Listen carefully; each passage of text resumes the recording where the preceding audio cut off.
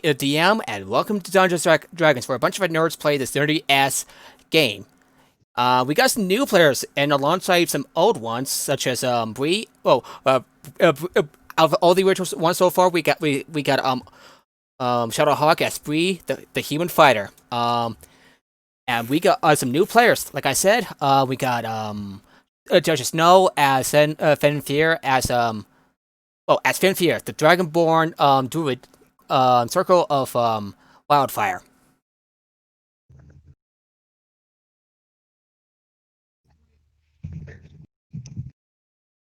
Sorry, just making some introductions, if that's okay. Alright, you're good. Hello. Hey, everybody. Yeah, hey there.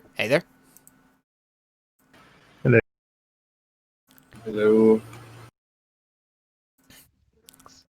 Yeah, can everyone hear each other just fine?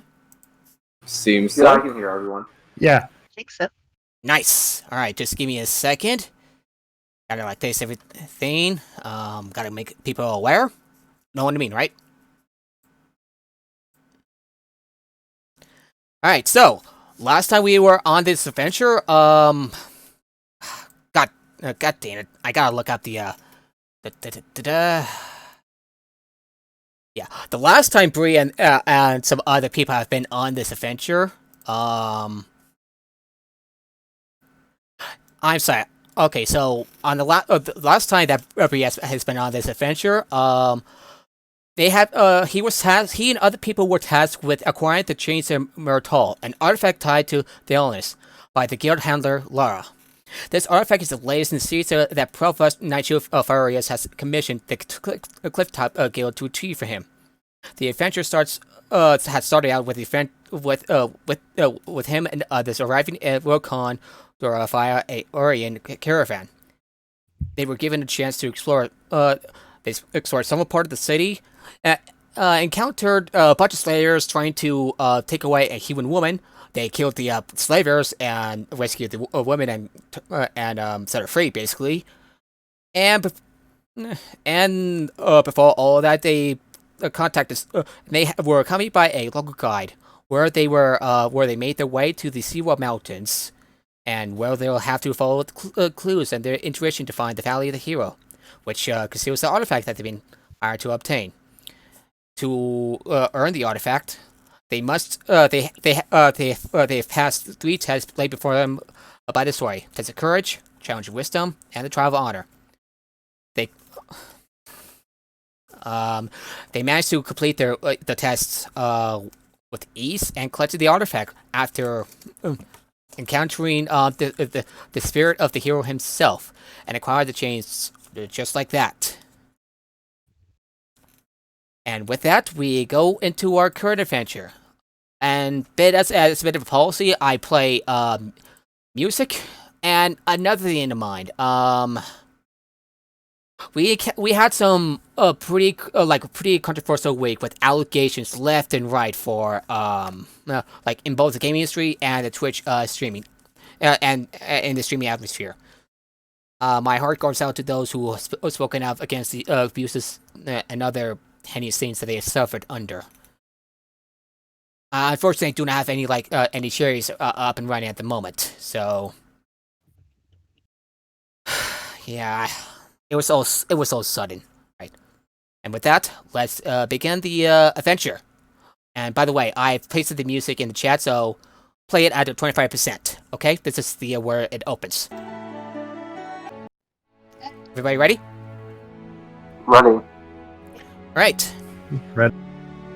This chapter begins in the Dusty Bowl. Oh wait, no, wrong one. I was looking at the wrong article. My mistake. Forgive me. Another day, another summons to the Clifftop Adventurers Guild for another mission.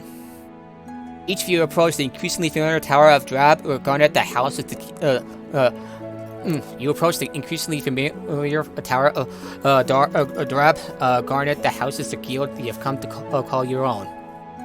Entering the guild hall, you see a well-known figure, that of Lara, your guild handler. The shifter brightens as you enter, sauntering over to you. Good! We're ready now. Provost Ferris has another mission for you. this one is exceptionally exhilarating to say the least. I know most of you have enjoyed your initiating rituals, chopping down for great heights in what we call a leap of faith, of jumping from the towers of Sharn. Oh, it's my bring back some fond memories. It's but there are prayers explained in the music screen. Well, this is a bit awkward. Bree, seems like you're the only one that stuck around in this little group. Just yeah, I've so far gotten kind of attached to them, so I decided to stick with them. Yeah, unfortunately, Lemiko will not be able to go with us because her religious duties have taken up more of her time. Understood. So, before we get things in order with Profust, I noticed that some of us are quite new here. I'll be in with some talks with the Profust, and have you all, well, you know, get to know each other. And with that, and that she leaves the office. She leaves the place for a bit. Right now, the time is yours. That's not to wander anywhere, but that's not to introduce each other, no? Hello, my name is Bree, and I was just a soldier and now used to be a soldier, now mercenary, just simply going wherever it is that I need. Right.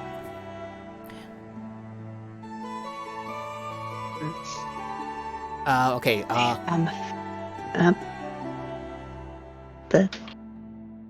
Yes? I can barely hear you. What is it you're trying? Sorry. Uh-huh. Let's try moving this close.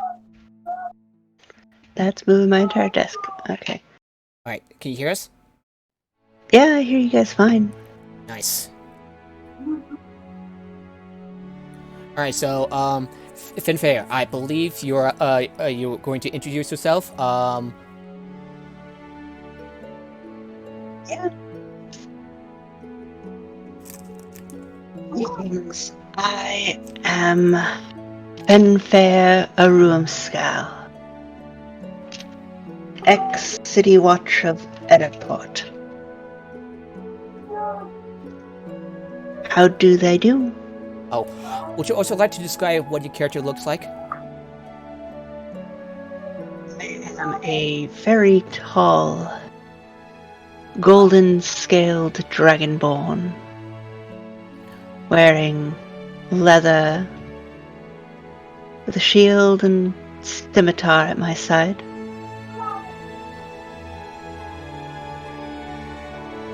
And a bunch of other backpack stuff, I guess. Alright. Anyone else would like to introduce themselves? Yeah, I'll take that opportunity. You see a 6 foot tall, sort of. Hang on 1 second.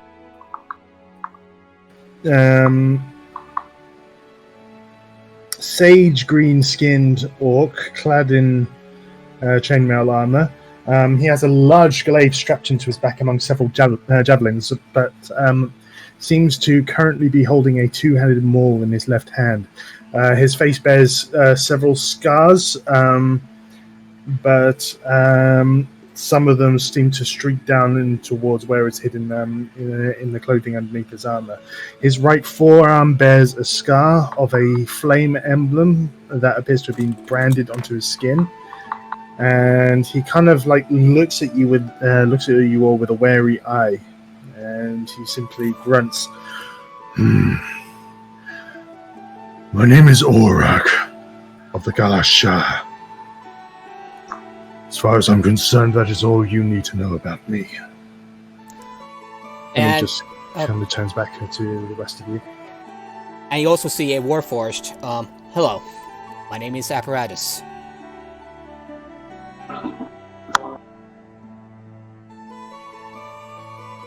Alright. Who is up next? Lonnie, I believe you're up next. Sure thing. I'm a fairly diminutive gnome. I'm wearing not particularly fancy clothes. Mostly things more along the lines of what you would find for your average seafarer. That being said, I come up wide-eyed and quite eager to greet people.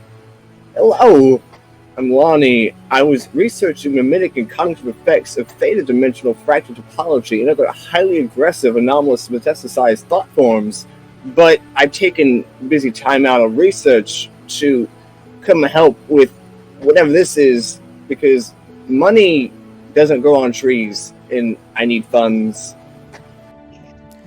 So do we all, says the Warforged. Yeah. Of course. Alright.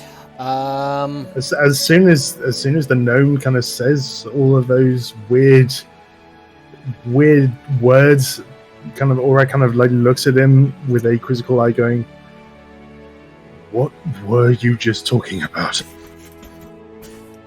Don't worry about it. If things go badly, you won't remember having met me, so it's good.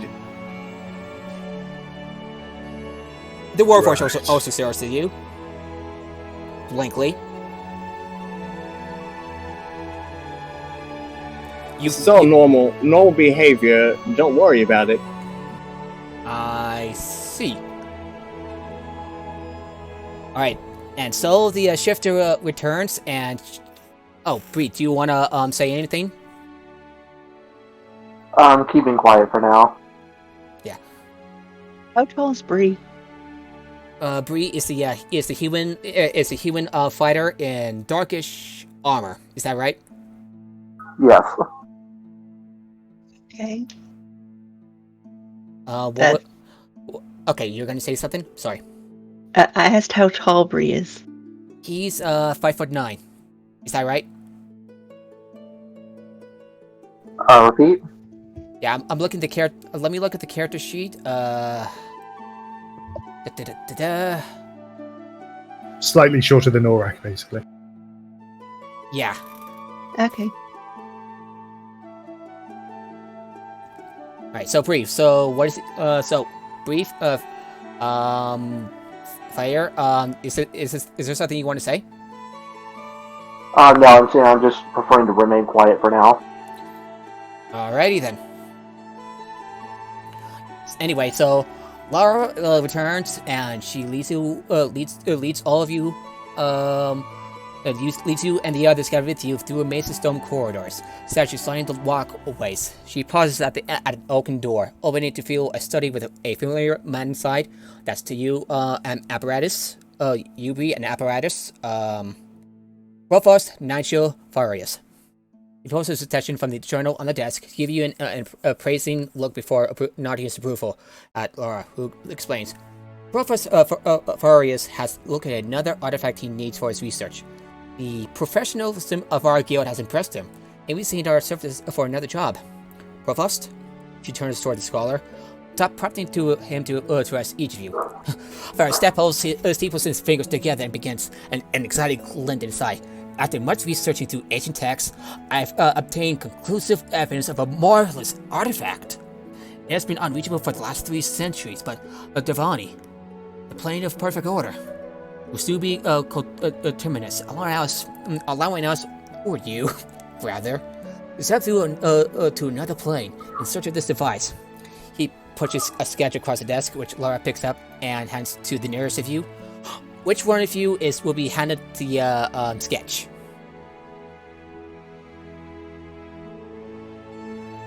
Everybody? I'm gonna assume it's Breeze because he's basically the leader of the party. Is that right?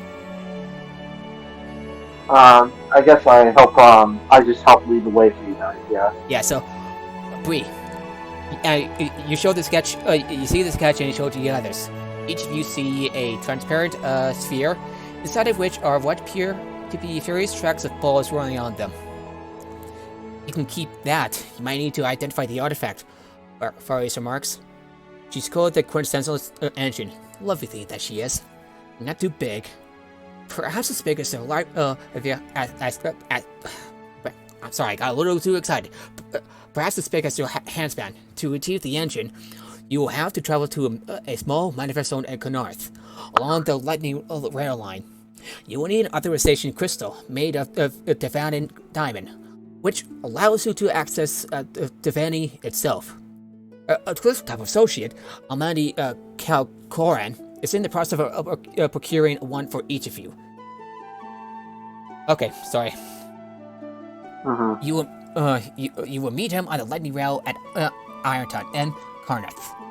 According to the most reliable texts, once you pass through the portal, the engine will be right on the other side. You simply take it, come back the way you came, and voila! Mission accomplished. Laura clears your throat. Clears the throat. And perhaps you should mention how they pass through the portal, sir? The profile circles. It's a simple matter of riding the rail until you near Corona Peak. The rail bridge crosses a deep river gorge below. You immediately jump off the rail car while holding authorization crystal. And before you hit the river, voila! Defani. Who has the highest score in insight check, by the way?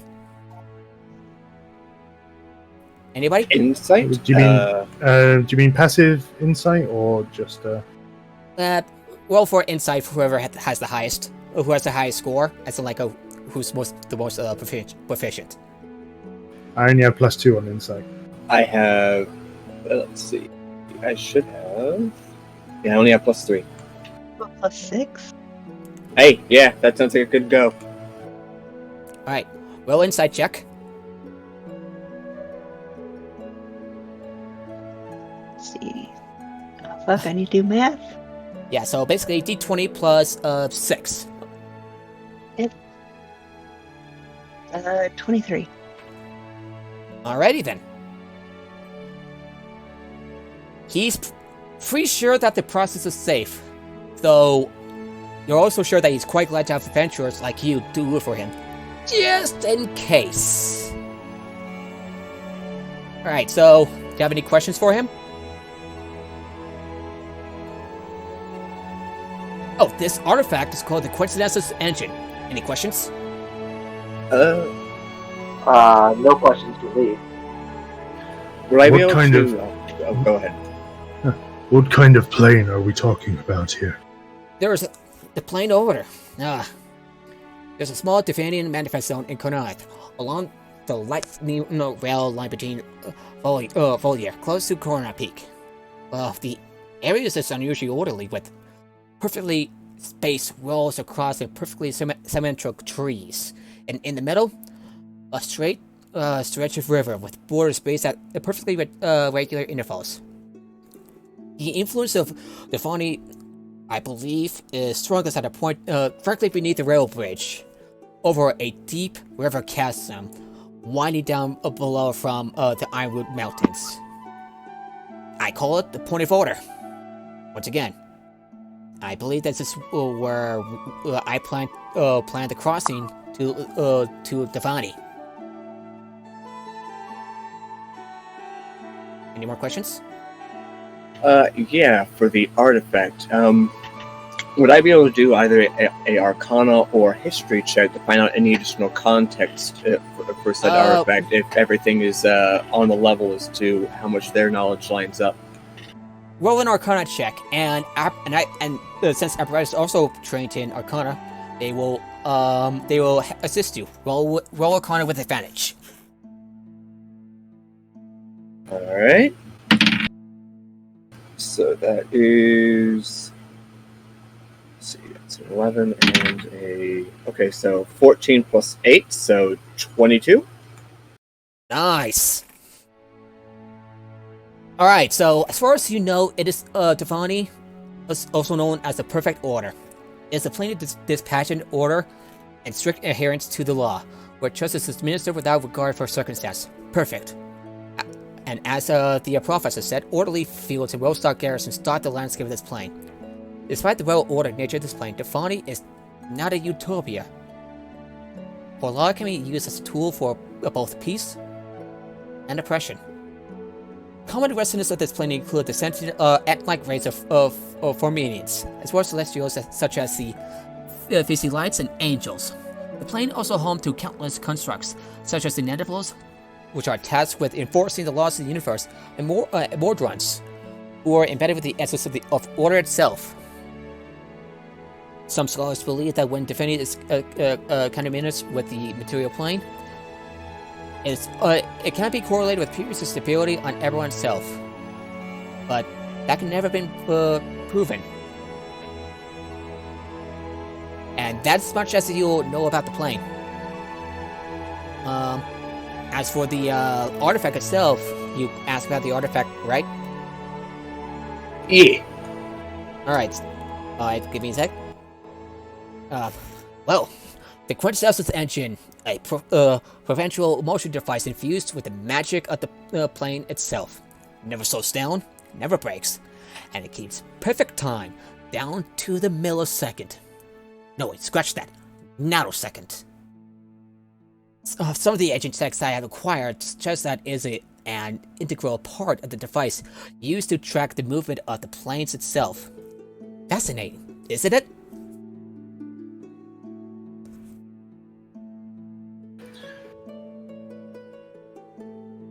Perhaps, when all this is done, I'll take a closer look at it. No. I'll take care of it. I know what to do with devices such as this.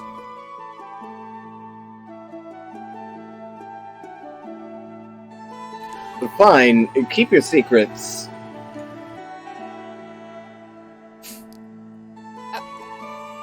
Apparatus seems a little surprised at having to jump again. Wait, why are we jumping again? Well, to ensure that the success of the transit to Defani, you have to be traveling at terminal velocity, at perfect speed. Of course, that will require falling a tremendous distance to do so. Don't worry, there's a river below, so you have plenty of time to reach that velocity and cross over to that plane before going, yeah, just like that. Almost no chance of anything going wrong, I assure you. Alright. I have one more question. In great doubt. If we do this for you, what do we get in return? This is where the shifter steps in. Well, 200 golds for each of you, for the successful procurement of the Quintessence device. And with that, she hands you the party 3 potions of healing. Who will have the who among the party will have the potions of healing?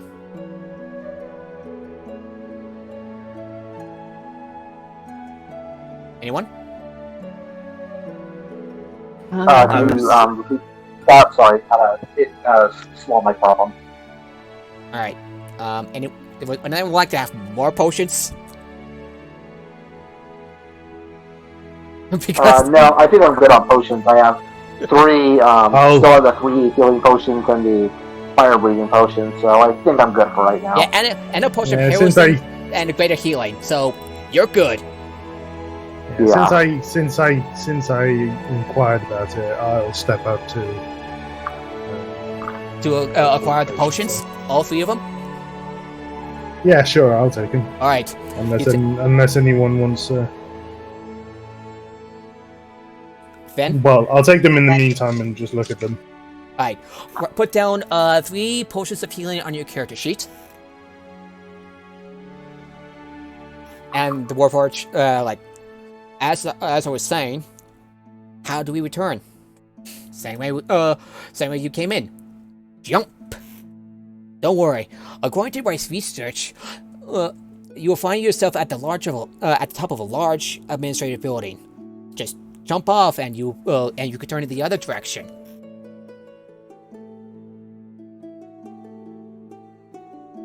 You mentioned before about these authorization crystals. Says the Warforged starts to speak. What are they? Well, these 6-inch objects are made of perfectly cut diamond, mined in the plane.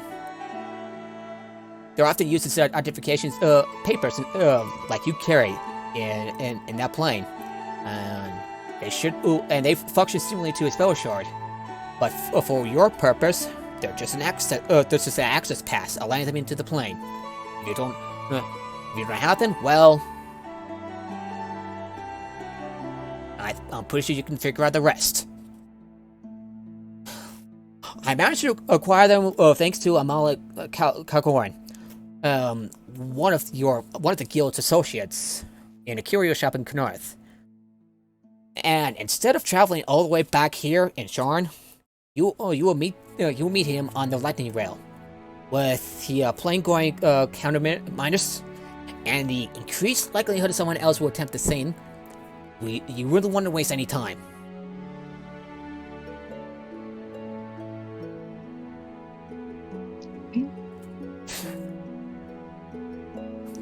What about feather tokens? Or maybe a featherfall spell? Feather tokens? No need. Like I said, you need to fall at tonal velocity to be successful, so casting featherfall, that would not work. It would not be a good idea. Unless you like being wet.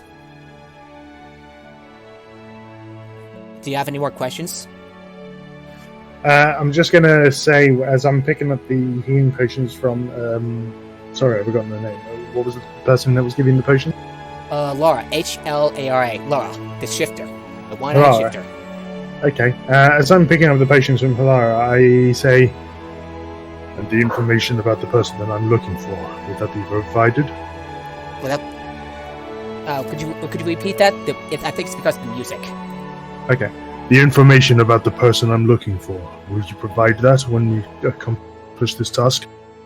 You'll meet him on the lightning rail. He'll provide you with more information. Very well. And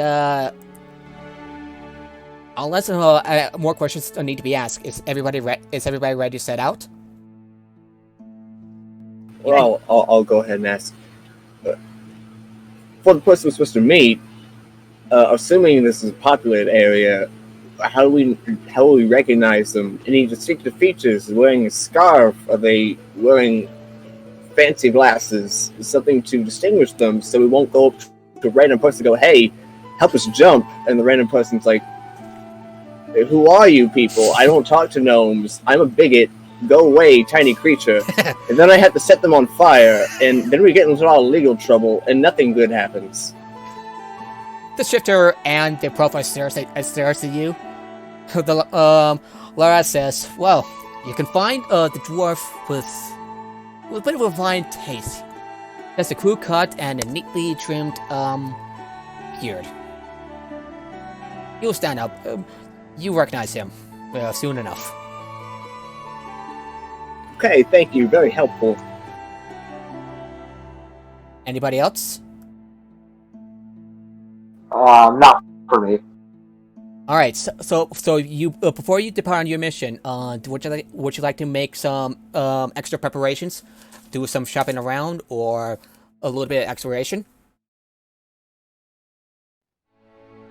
I don't really have the gold to spare to do much shopping. Though, as we are getting moving, I'll go ahead and cast Mage Armor, just in case. How long does Mage Armor last? 8 hours. Yeah, just to let you know, the time skip it gets to next week, so... Oh, then never mind. Alright, so... I shall let you know. I'm just going to chain cast Mage Armor, yes, for several days. It'll work. We'll do that. Yeah. Alright. Would you like to stop by any of the places before we set out?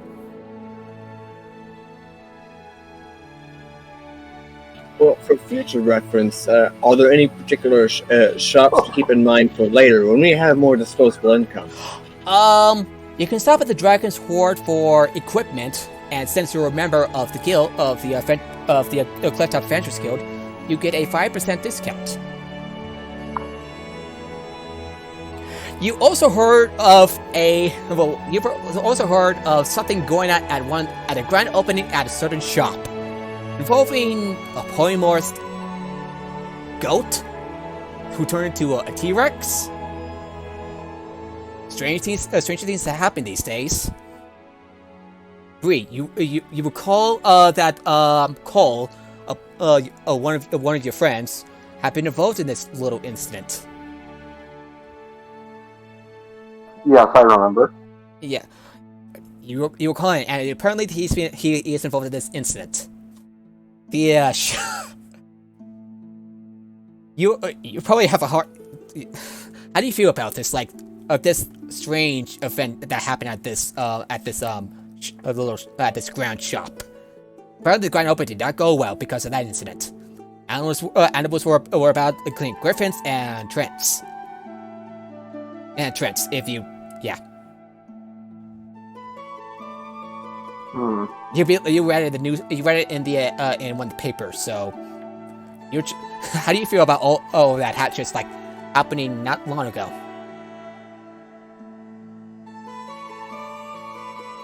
Yeah, that's what I was aware of, though. I'm just disappointed that this person has been involved in another. He saved some people there, and it's just like apparently a couple wizards got it under control and everything.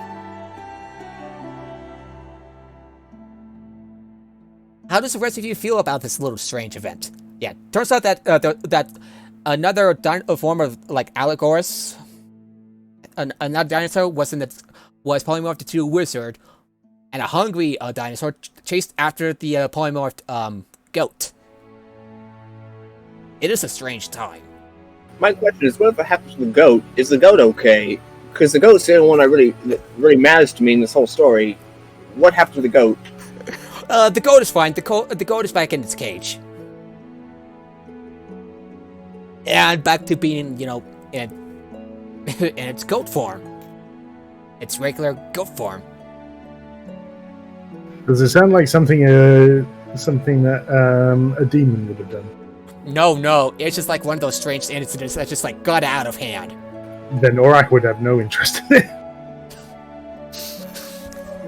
He is, however, he's going to see if he can get some splint armor, just to provide a little bit of. You head on over the Dragon's Horde, and you see a dwarven, you see a male dwarf, loud like that, just like. He seems a little frazzled after what just happened recently. After what happened, you don't know what happened, but.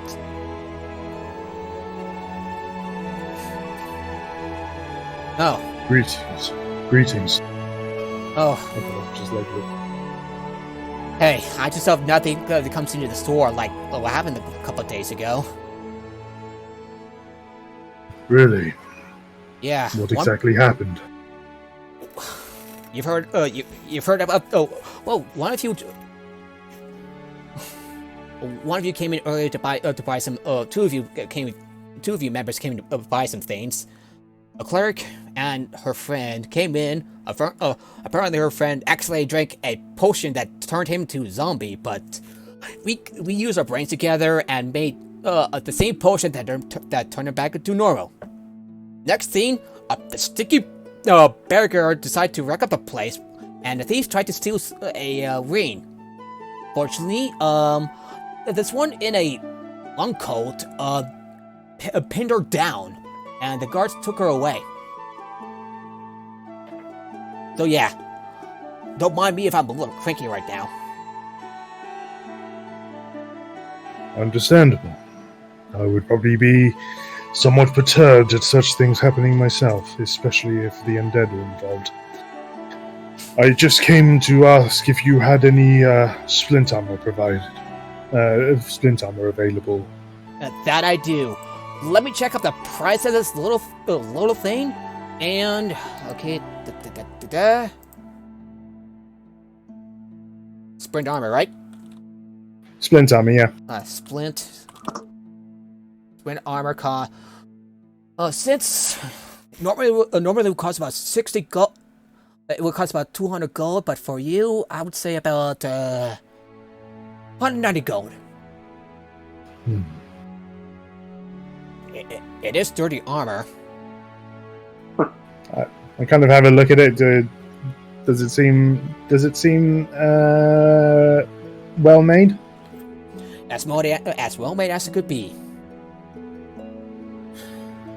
Very well. If it will serve the purpose that I require of it, then I will purchase it. Alrighty then. Right off, subtract 190 gold from your character sheet and replace the armor you're currently wearing with and increase your armor, which increases your armor class by 17. Would you like to sell your old armor at half its original price? I would be. Yeah, I mean, I would ask. Would you be willing to offset some of the price with this chainmail? I mean, it's orcish made. I don't know whether it's going to be the same kind of quality or value. I mean, it provides the same protection. He puts on this little like one-eyed glasses thing, looks at it. How would you feel about selling it for about rounded up 40 gold?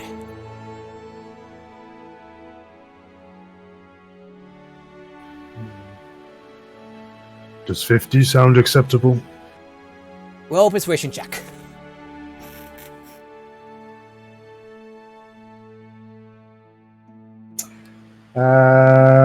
Sorry, what check? It was a persuasion. Okay, that is.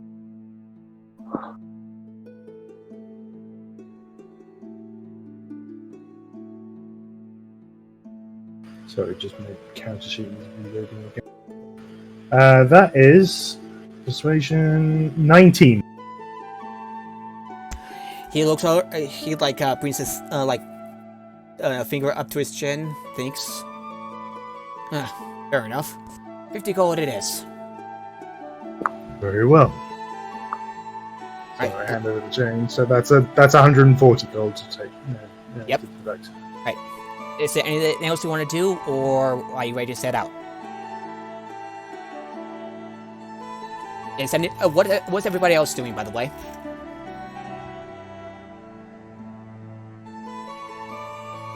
Fen, what about you? What are you doing? I can't hear you. What did you say?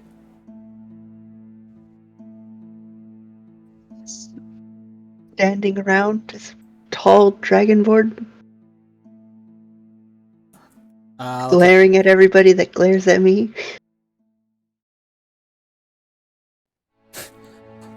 Somebody. I'm not entirely familiar with the setting. I take it this is your character's first time being shown, right? Probably. One of the bystanders just decided to flip you off for no reason, then moves on in the way. Oh, rude! Not unusual. Just like Adderport. Lonnie, what are you up to? What is your character up to? What are they doing? Well, currently, since nothing else is going on, they're busy getting some getting their split mail. I'm basically familiarizing myself with the area. I'm not from here, so I'm going to try to learn some of the back streets, where people go, what are good places to eat. We may not be here for long right now, but in the future, it'll be useful information. The Dragon, you can stop by the Dragon for some of the exotic drinks. One citizen tells you. Apparently, the food aspect has gotten better after this Warforged. What was his name? Doc Flair?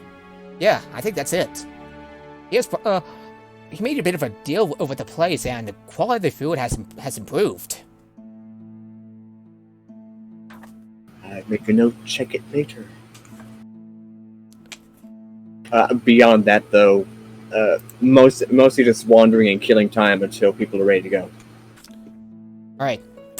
And with that, is everybody ready to set off? I'm ready. Alrighty. Oh, and by the way, Gonna. By the way, I like to.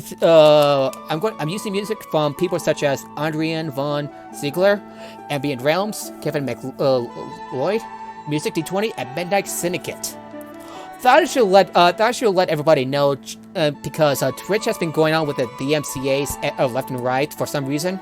So that would play it safe and give credit to those that deserve that really need the credit.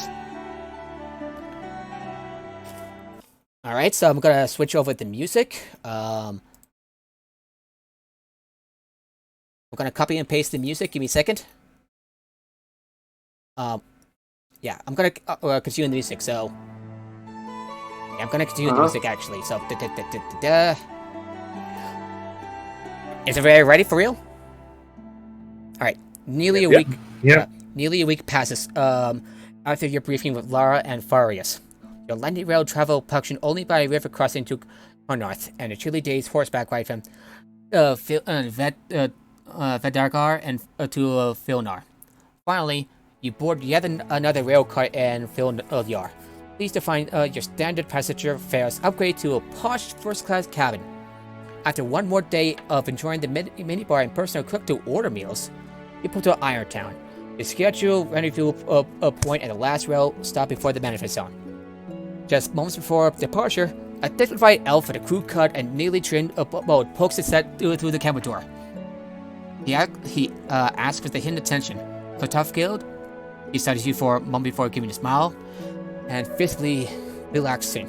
I see you made yourself comfortable. Mind if I join you?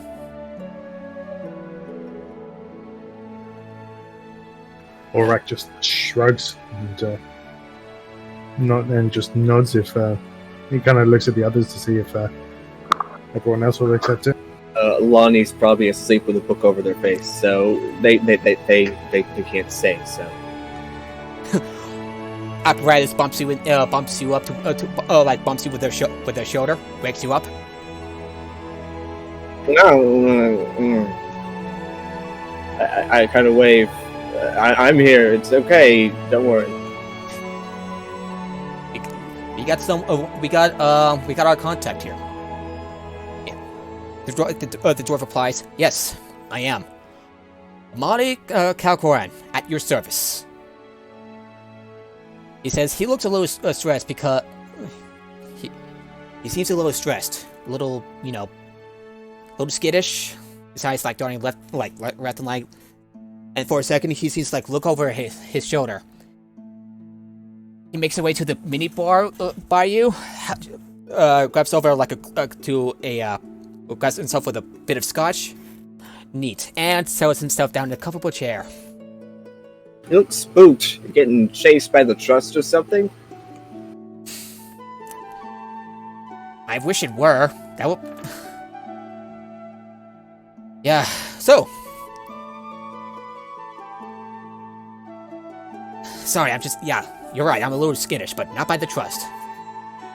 It's a little on edge these days. Never know who's gonna stab me in the back. That sort of thing. Why would anyone wish to stab you in the back? Hopefully not you. Well, in my travels, I've learned you never know who could betray you. Huh. He likes you? Huh. Dark armor, huh? I don't freak out over it or dwell on it, but again, I go by a you never know kind of situation. I'll say, with that armor of yours, here to make a statement. People with big bulky armor tend to make a statement. Not too much to say, but I always say, regardless of who you're around, though, always be on your guard, though. If they manage to demonstrate repeatedly that they're trustful, then be willing to do so. But until then, always be able to keep an eye on them. Indeed. I only heard about a bit of you, but since we got a little bit of time to kill, let's talk about ourselves. Looks like each of you. How about you? What's the name? The orc? Aurak. Alright, nice to meet you. I'm paneling. Well, so Can you tell us anything a little bit about yourself?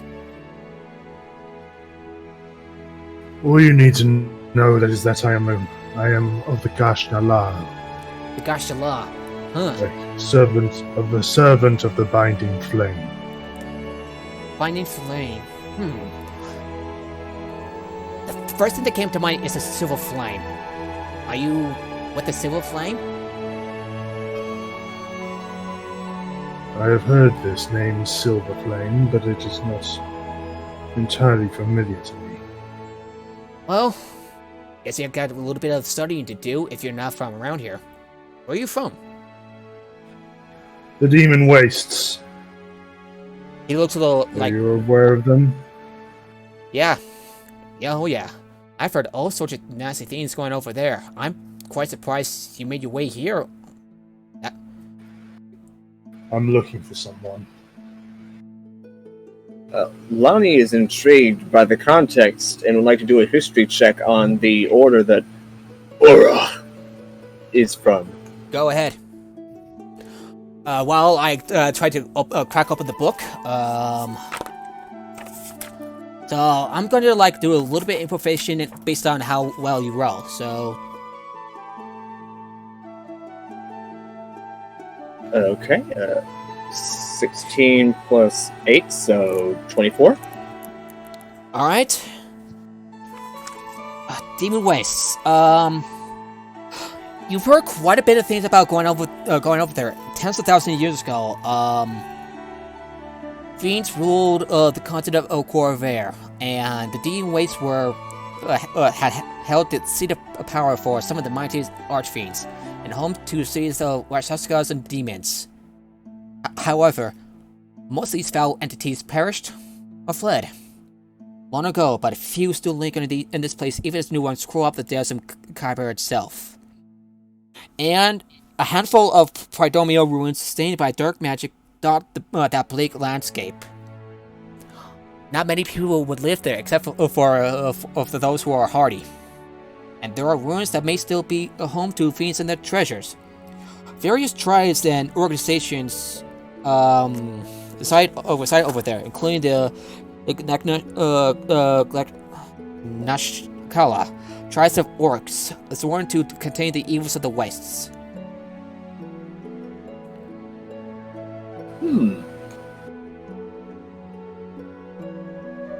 So, if he's out here, that means he's not busy containing something, which means he's chasing someone else that got loose. The prison warden, after the prisoner, it's a regular fugitive book. We gotta find him. Is there something you'd like to say, Orca? I apologize, I got the name wrong. Alright.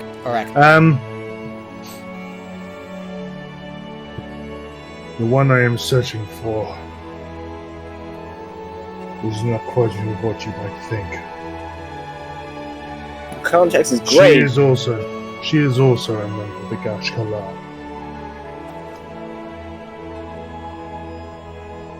They abandon their duty? Are they a traitor? Or are they on vacation for racking up hours they weren't supposed to? She was once a quarter Shah of my tribe. But something happened which I will not discuss this day. Fair enough. Perhaps if you earn my trust, I may speak of it more. The Warforged would ask, what can we do to earn your trust? If you have any information as to where she may be, If I then that do, will go some way towards it. if I could spare the time, I would see what I can do. Can I promise anything? Very well. Either way, we have a task, do we not? The dwarf looks at you, Lonnie. So, no. Mind telling us and me about a bit about yourself?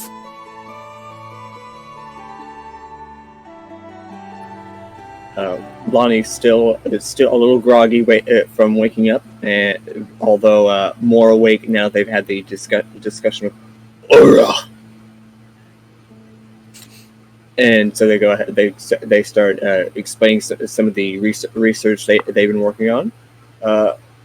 However, their main focus tends to be on monetary business, since research just costs way too much. So they're very poor on funds, and they'll be eager to help as long as maybe they can get a bonus. I don't know. Oh, well, at least a bit more entertaining than this one guy down a few cars, I think, talking about lightning rails. It is both a fascinating and a boring topic at the same time.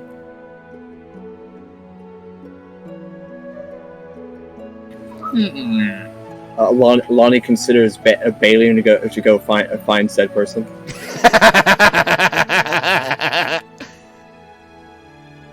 The dwarf looks at you, Finn. So, you're quite unusual. What are you? Just to say, while everyone else is discussing these things, Orak is kind of like picking up little objects on the table. He's kind of acting like flicking them around with his hand through his fingers. I approve.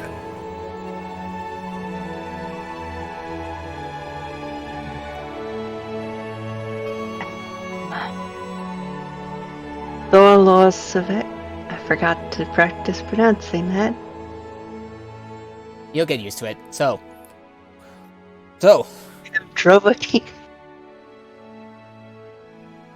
I am Troslovshavek It's shy, are we? of Kwabara.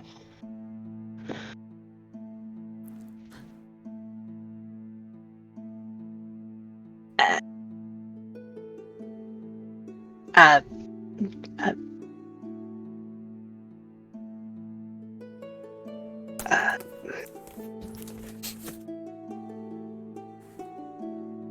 sorry, I'm not entirely sure what to say. You have your character's backstory written in hand. You can talk a little bit about yourself. Any adventures each of you have been on? I know you. I know the human and the warforce has been in a few themselves.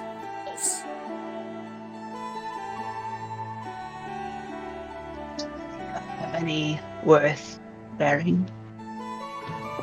Yeah. I'm still not sure what you are. You look rather, shall I say, draconic? What was the word? Oh yeah, Dragonborn. You're quite unusual. Where are you from? As I said. You told him what you told the others? Whoa. Yeah. Don't worry, Bree's back. It's okay. Yeah, that kind of saw to me. Bree, No, they're gone again. there we go. Oh. The PCs have developed flickering. and for a sec, you see like one of those loading symbols for some reason. You don't know what it is. All of their enter the battlefield effects are being applied again. Alrighty, I'm gonna replace the theme. So give me a second. Oh. Copy and paste. Copy. Oh. And paste. Everybody ready for the next music? Just want to make sure. Yeah. After a little bit of friendly small talk, a melody finally sighs. And on to business, I suppose. You aren't really here to keep me company, less as I may be, yeah? He winks. You want the authorization crystals? Let me tell you, acquiring these was harder than I thought. It's a story about a handsome dwarf, found me, having to fend off the amorous clutches of a mid-tree human woman vying for the same prize, with a less than actable half-orc bodyguard. Just need a drink and a chance to settle my nerves, you know? That's why I'm a little bit on edge. They could be here any minute now. Or are they? Yep. Lonnie goes ahead and looks underneath the chair cushions. I don't see them. I think we're okay. Nope, no pixies that can wield a flare several times their size. They seem to be everywhere for some reason.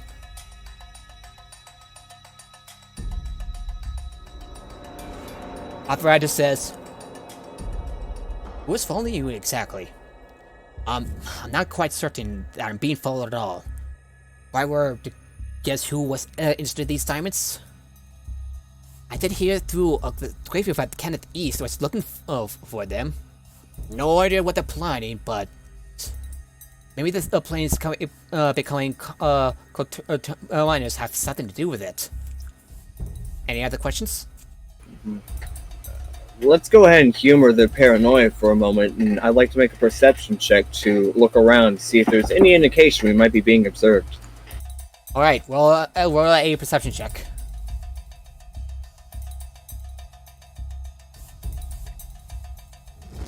Alright. 18 plus 5, so that is 23. Nothing seems to be out of the ordinary. You don't find anything suspicious. Even if you peek out of the hallway, look around the car, nothing seems to stick out so far. Do I find any more knickknacks for Auroch to play with? You did find some copper coins and maybe some trinkets like dice and stuff. But that's about it. I hand them to Auroch so he can deal with his nervous tics with more stuff. Any other questions? I'm looking at him, looking at it and just going, "What is this?" Don't you know? Stuff that that your gnomish friend has found. More stuff for you to fiddle with. They saw you were just messing with things while you're killing time. So, here, have some more. That way your hands don't get bored. The Warforged also asks. Auroch just goes, "I do not need to fiddle with such things." He just kind of looks away and then just absent-mindedly just picks up some of the stuff that is just fiddling. If you decide any of them break, by the way, go right ahead. The Warforged also asks, "When do we jump?" And the dwarf says, don't worry. I'll be here the whole time, and I'll be ready to point out when and where you need to jump. Once the light rail begins to climb towards the peak, you will start to see the effects of this manifest sounds like trees growing in perfect rows. And once the rail passes over a bridge over a deep chasm, you should end up and as soon as you all jump toward the river, you should be in the right spot. As for these authorization crystals, the citizens of that plane use this for identification, intended to work, like a spell chart does. This is me speaking out of character. Does anyone know what a spell chart is? No. I guess I could find out if my character would know by. They're very commonplace, so no knowledge check is required. Then yeah, I would know that. Yeah, the dragon shard of crystals that allow information as for spells to be stored and accessed by concentrating while touching it. There are three types of spell shards: Eberron spell shards, Kyber, and Cyberus. And I believe, if I remember this right, Eberron spell shards are the most common. Anyway, this is me speaking in character as a dwarven contact. all have you need to do is to have one in their possession, and to authorize your entry into the plane, and then jump. At the point of order, as well, the prophet would say.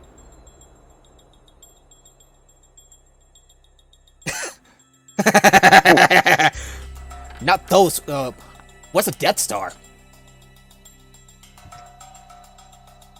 Don't worry about it. Something I read in a story a long time ago. Oh yeah, it's set in a place far, far away. It's a classic. Who bored with the prequels? What's the prequels though?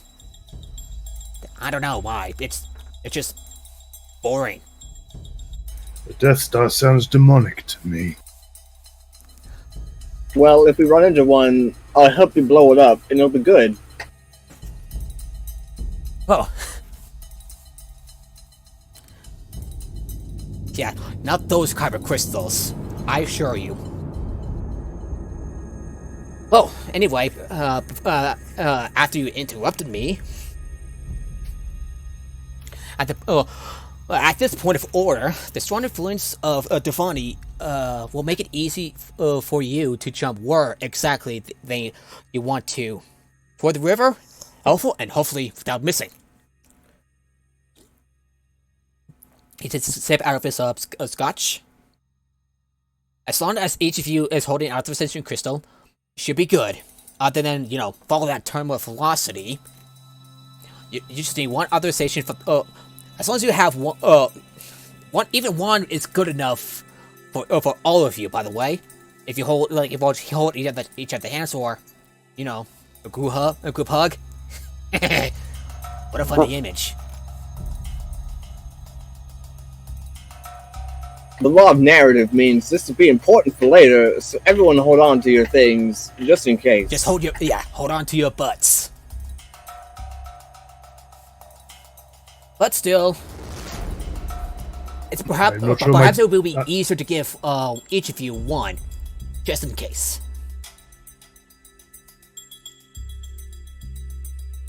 This is where the War Fortress would also say, I'm just taking over for Burden now, by the way, just until he gets in.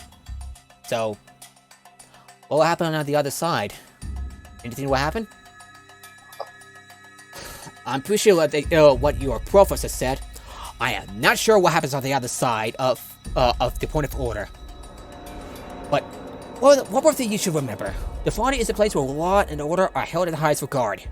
Not sure if he told you this before. When you get there, just try to dot your I's and cross your T's. Or if you're going to do so, at least don't get caught. Trust me on this one. Any other questions? Nope, ready to go. What are we likely to find in this plane of order? What the prophet hasn't told you? I'm pretty sure he told you what you need to acquire. The quintessence engine, I believe.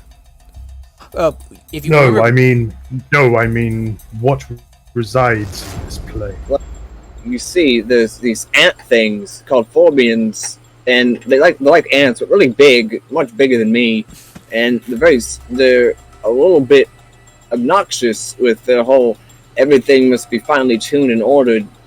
And immortals. And then there's the inevitables, and they're these robot things like, hey, follow the law, it will kill you. Even if you don't know the law, it's really obnoxious.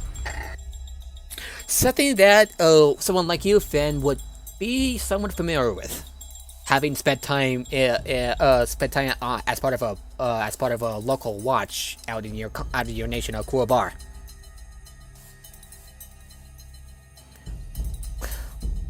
The thoughts of it just would it send shivers down your back, given that you had some bad experiences with serving the law, Fen, or what?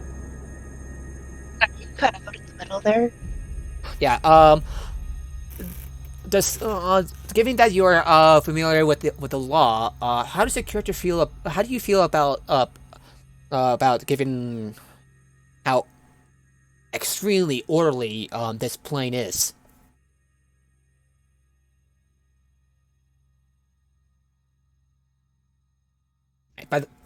Right?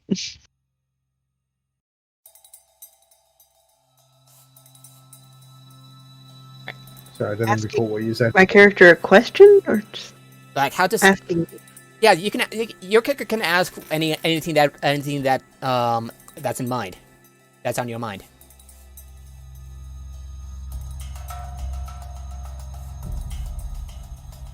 Doesn't sound like a fun plane. And I take you had your experience with the law. Not a big fan of the law. Bad experience. Say so. Well, we all had our run-in with the law, one side or another. You get what I mean?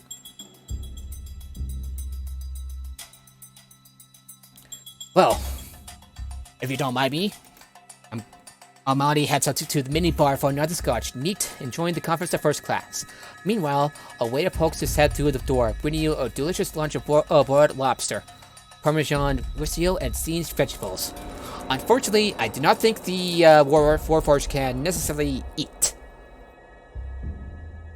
But we don't want them to feel left out. Feel free to shove it into your face until it works. No, I'm good. I'm good. I'm good. Thank Uh, you. Thank you. I kind of look at the food in front of me. Does it seem appetizing to me, or?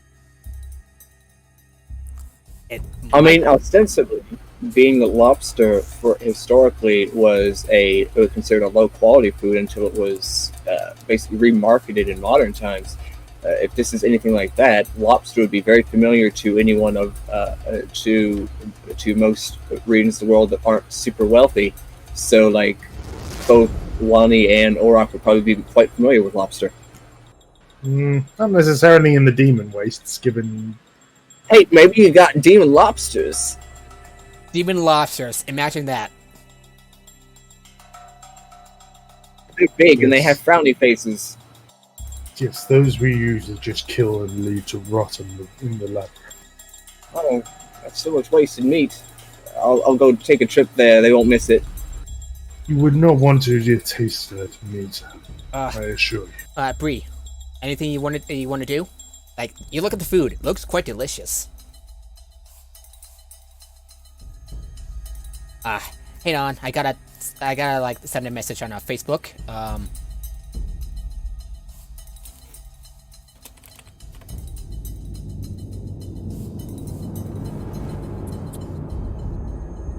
Sorry about that. It's a player playing spree.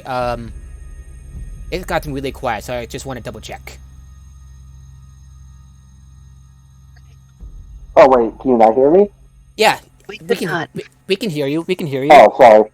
I saw your message, though. I thought you guys did. Yeah. I was kind of worried that you were quiet, so I gotta like double check. Did you get Oh, everything okay. that happened? I think I got the just like what's the super brief version? Basically, what expands on basically what the dwarf has told you more, but that the professor has explained briefly before. Like, be sure to cross the T's, dot your I's, that sort of thing. And you got like this delicious lunch of boiled lobster, Parmesan risotto, and steamed vegetables. Again, it looks. Okay. Is your character hungry? Currently not the moment. Alright. After eating and Takes lobsters, like instead of like cracking them open, it just pops the whole thing in massive jaws and crunch. Fantastic. I love it. Do you want more shells that I don't eat? No, they are good for you. Build good scales. I try to put some in my mouth and clank, but my teeth, they don't do the job. I don't have pressure in my jaws. alright. I eat like an orc, like a. I'm just trying to find the time. Is everybody ready to move on? Hang on, sorry. I eat like a Kalashar of the Galash Kala. Orcs should eat whatever is put in front of him, and I just pick up the bowl and I just slide the food fully into my mouth. Go, go, go, go. Nom, nom, nom, nom, nom, nom, nom, nom. Does it taste good? I would say so. The cooks have done the best to make a quite good tasting meal. It's probably. I look at I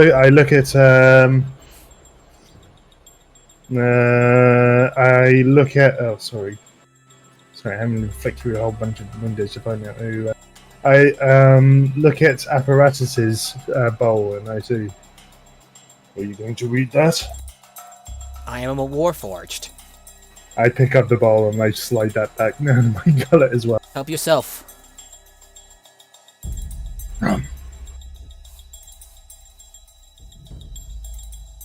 I assume you haven't met other warforged. Not really, no. Yeah. Alright. After eating and drinking his fill, Amadi leans back in his chair with a grin. I should give you these to you before I forget, he grins, reaching in his jacket pocket for the authorization crystals. A moment, and he smiles his face as he practically pats all of his pockets and rummages through his travel bag. Oh, by the blood. They're gone. His face pales. Oh no.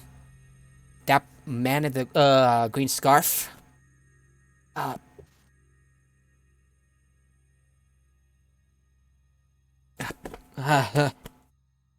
Where is anyone going to say something? I'm just kind of going. Oh, yeah, go ahead. Bree, do you want to say something?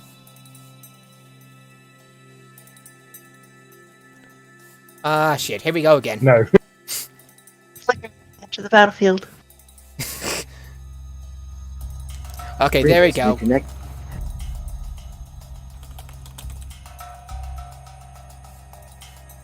What do you mean they're gone? It's sounding like again this strange little like rings, dots like forming into a ring. It's just like one glow and like one that glows among the rest, just like going into a loop.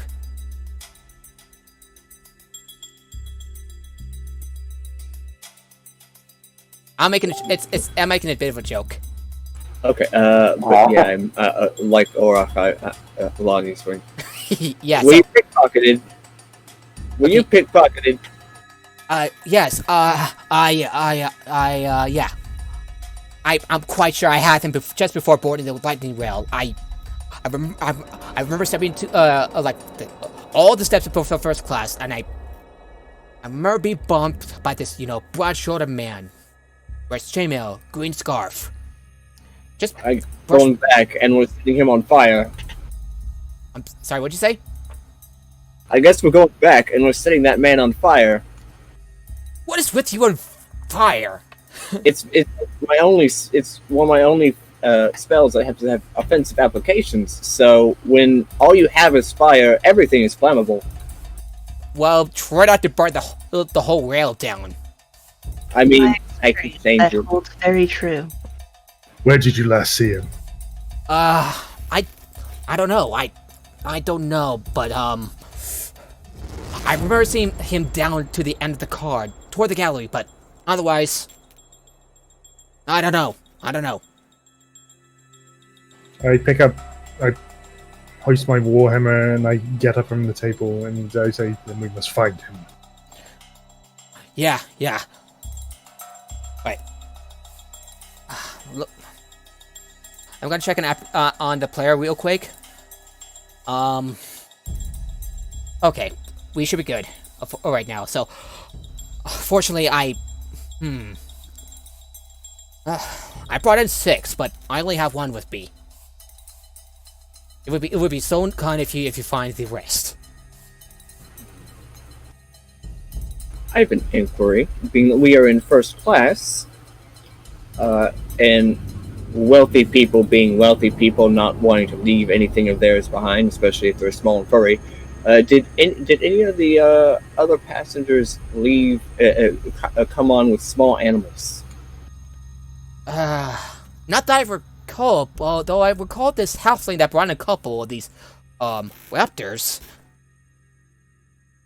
Careful, if they're not small, then this won't work. And the idea was to Alani could speak with any of the smaller creatures to see if they'd seen the pickpocket. No, I don't recall any other pets. No.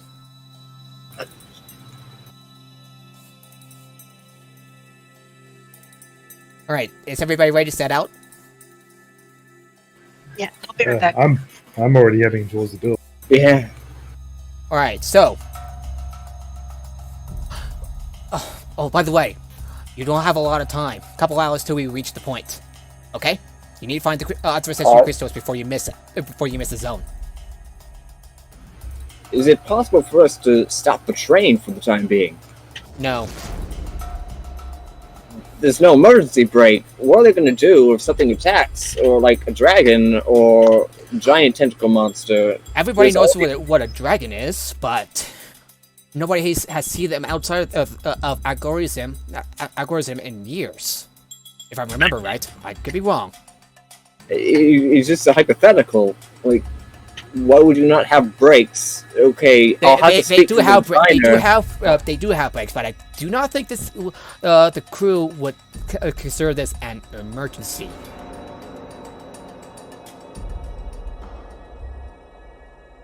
Right. I'll describe the car. On the previous Savior journey from a full yard, the occupants of the other two first-class suites were quiet. However, it seems they had disembarked at Irontown, and new occupants have taken their place. Doors to both suites will stand wide open, and you hear raucous laughter and music coming from within. Walking closer, you see a party full swing, with nearly a dozen women dancing, drinking, and shouting excitedly at each other. Two armored guards, a man and a woman, stand in the hallway near the exit into the gallery car. The crests on their armor mark them as members of the Defenders Guild of House Denise. Both look ill at ease as they glance between the partying women and the cliff-top adventurers. What'd you like to do?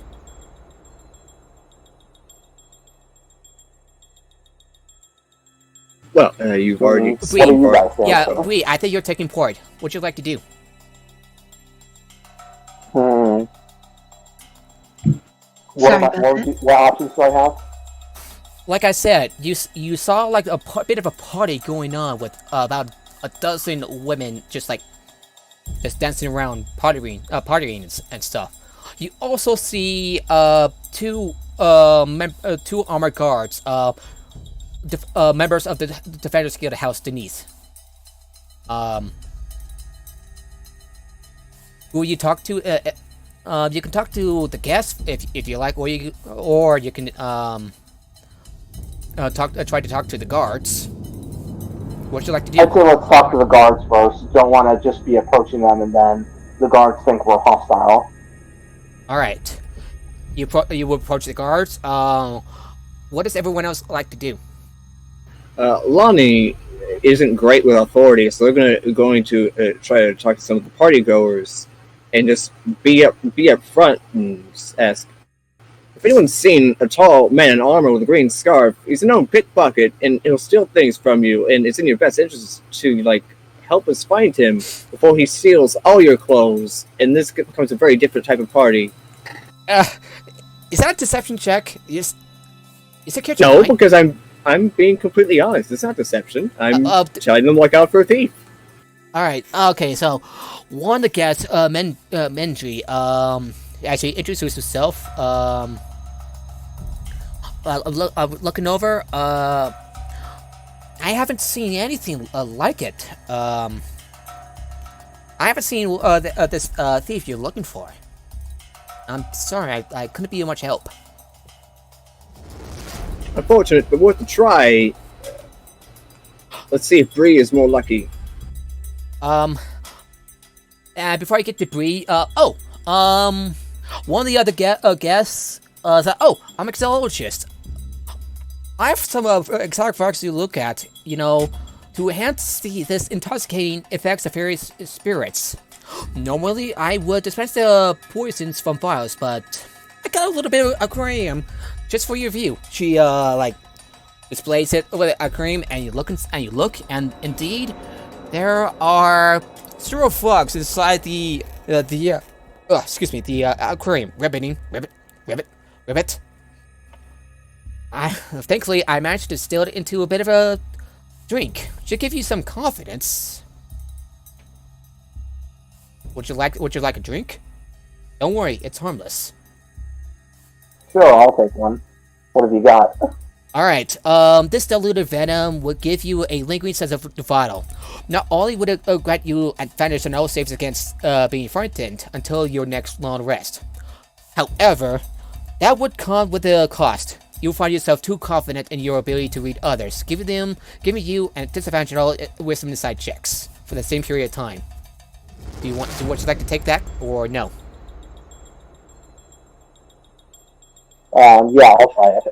All right, you took a bit of a swig on the way in as one of your other members beckoning you to it, and suddenly you feel a bit more confident, perhaps a little too confident. Oh, do you still want to meet the guards? Yes, I'd still like to. Just so we could assure people that we are not hostile. Alright. Yeah, you approach the guards, and one seems to step into the step in the front of the door. Sorry, you can't go through there. Then in your cabin. One of them orders gruffly. What'd you like to do, 3?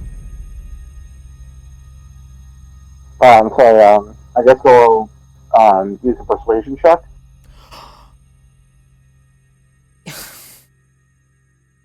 I'm gonna say that they seem to be rather adamant in their duties, but perhaps you should roll an insight check. See that there's something up, because they seem to be rather adamant. Like I said.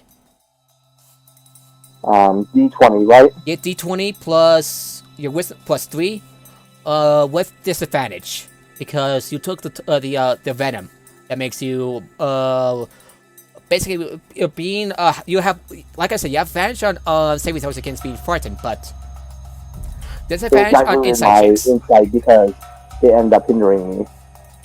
Alright, so roll an insight check with disadvantage because of the venom you took. 17. 17? You rolled twice, right? Yeah. No, just the one. Alright, roll with... And 20 on the second one. Okay, 17 on the second one? Yeah, 17 on the first, 20 on the second one. Not bad. That's actually kind of impressive. The guards, they're acting a little unusual. As far as you know, there shouldn't be a reason for them to prevent a first-class passenger like you from wearing the rest of the train. What would you like, how do you proceed from this? Perception check. Keep insisting, what are you guys guarding that's making you so adamant? These have been rather tense around here lately, one of them says. And you see his, his hand seems to be rather focused on his flail. It seems, given that you've succeeded on your insight check, it seems to be on edge, really on edge. You should return to your cabin, now.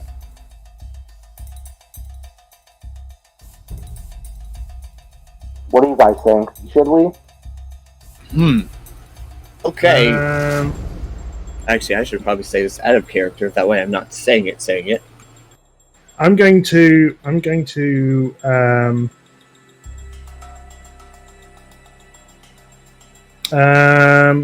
on, let me just check something quickly.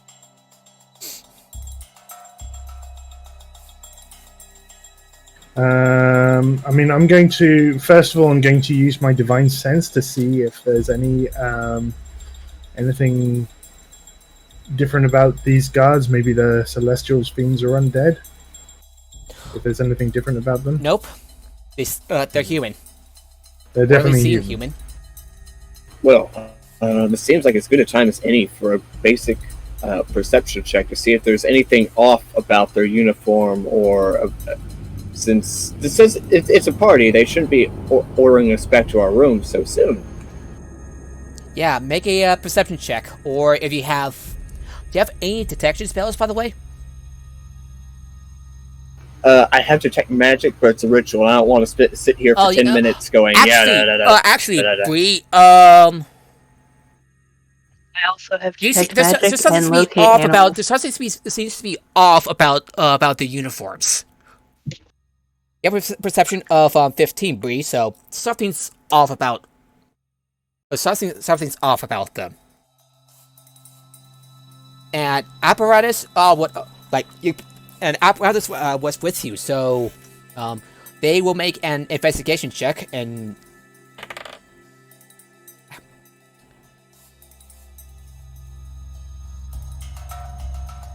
yeah, these are they are now who they say they are.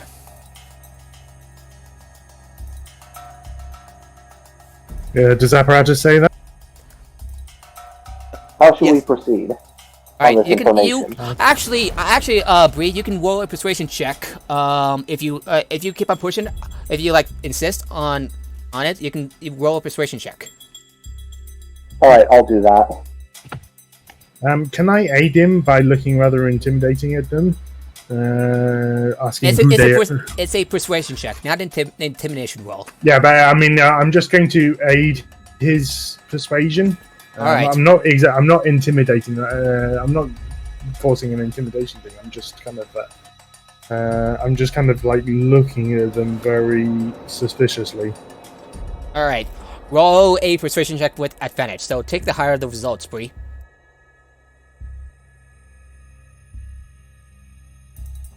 So just one roll, right? 2 rolls. Take the higher. 23. His nostrils flare up, and it says, "Well, I'll see what we can do to investigate this little thing that you've been talking about." But Apparatus taps her on the shoulder and says, "They're not who they say they are. Get back." Ziegler, they're not who they say they are.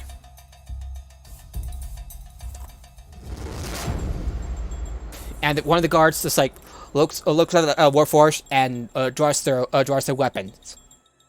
Finfire, you have hold person, do you not? Wait, you mentioned hold person. Does anyone have hold person? Yeah, I was asking. Yeah. Keep that in mind. So with that, I would like everyone to roll initiative. Huzzah. Nice. All right, so I'm gonna alternate between the two. So everybody roll your initiative. I will roll initiative for not only for apparatus, but also for the hostile enemies. So I got the music ready. I got 17. 18. What do you say? D20 on 17. Okay, I was asking Fen. Fen, what'd you roll? Yeah, I'm not catching what you're saying. Apparatus rolled an 18. Apparatus rolled an 18. I rolled a 50. 15? 1-5? Yep. I would hope so. Rolling a 50 on a D20 would be pretty impressive. I would say. Alright, I'm gonna check Yeah, out... I rolled D100s from my initiative. Fantastic. Initiative bonuses? Yeah, basically your dexterity bonus. Dexterity modifier. 19 plus 4, so 23. Damn! Not quite a nat 20. Damn! Fen, what'd you roll?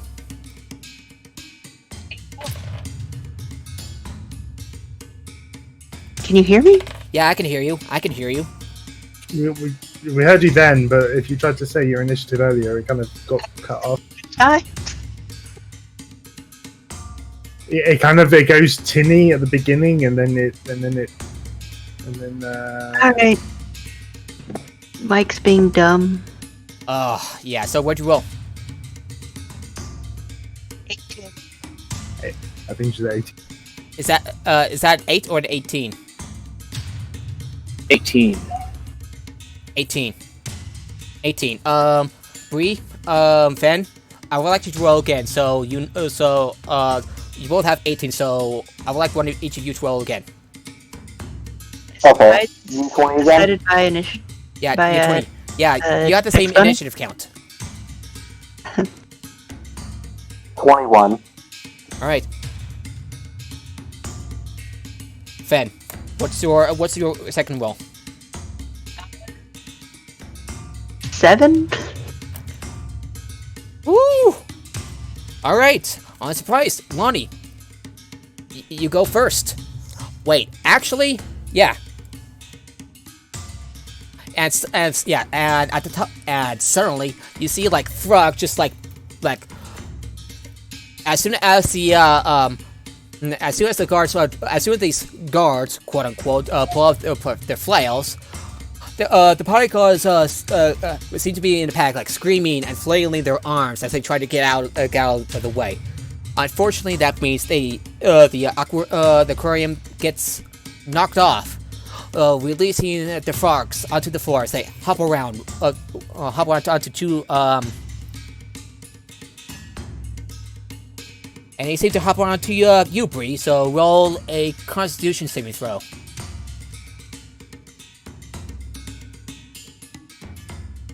Hello, are you there? Oh, you say you want me to roll again? Yeah, roll a Constitution saving throw. Alright, let me just check my sheet real quick.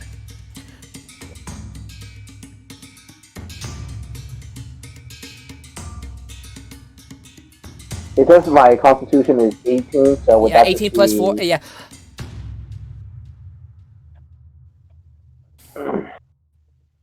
Oh, I Yeah, actually so my typed your Constitution Constitution as plus 7. Oh yeah, plus 7. Yeah, plus 7 because of your cloak of protection. Sorry about that. Oh, okay. Because I'm still trying to make sure I have that right. Yeah, so roll a d20 plus 7. 25.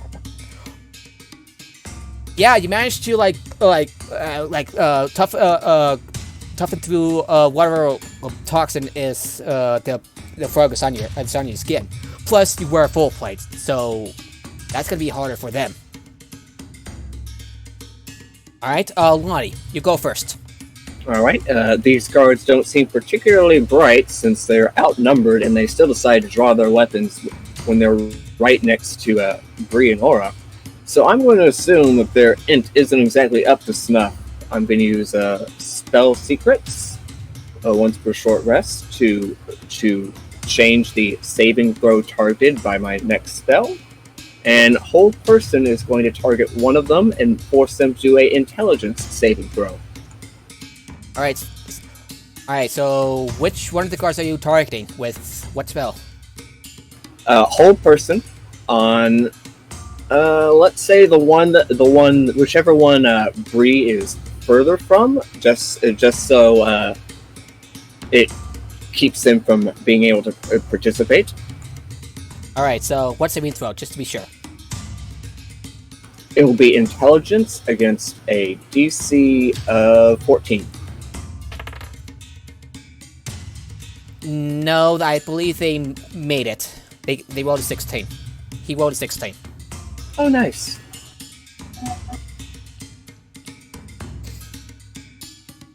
Then with my move action, I go ahead and be a smart gnome and get under some cover under a table or something. Yeah. Unfortunately, another one of the frogs has lashed out to you. Roll a Constitution saving throw. Like it must lands right on your forehead, as duck down underneath one of the tables. Okay. 14. Surprisingly for you, You were able to ignore whatever hallucinations the frog has ingested into your body, and you just like look at it, and it's just like throw it off, and it like bounces onto the floor harmlessly. Poor frog, I'll collect you after battle and put you back in your home. You don't need to be out here. All right, will that be your turn? Yeah, that'll be my turn. Bree, you're up. Alright. Would you like to do? D6 again. You and Apparatus are surrounded by 2 of the guards. What would you like to do? Being surrounded, I'll try to persuade them though to stand down and not fight if I don't have to. That will count as a bit of an intimidation check. So Then just do an intimidation check then. yeah, intimidation check. So roll a d20 plus 6 with disadvantage because they seem a what? 21. Nope, they seem despite your best efforts, they seem to be unfathomable in their cause. Alright, so then I just prepare for battle then. All right, yeah. Are you going to attack? Yeah, I'll go for an attack on this one. All right, so who are you attacking? I believe there are like 2 guards, two of these quote-unquote guards. Alright, I'll just go for the, they're standing side by side to each other? Pretty much. Alright, I'll take the one on the left then.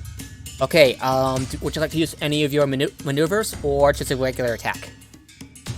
Regular attack for this one. Roll d20 plus your attack bonus, which is plus 6.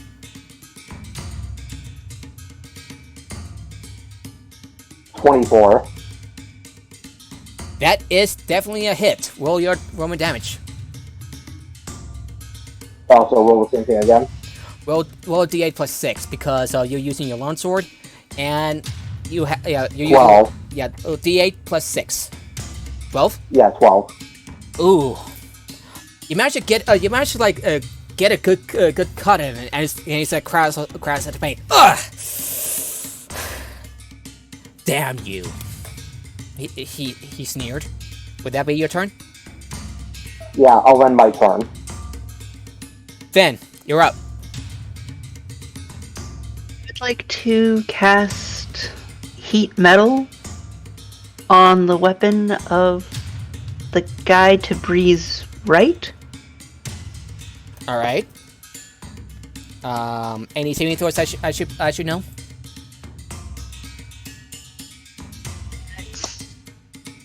Let's see.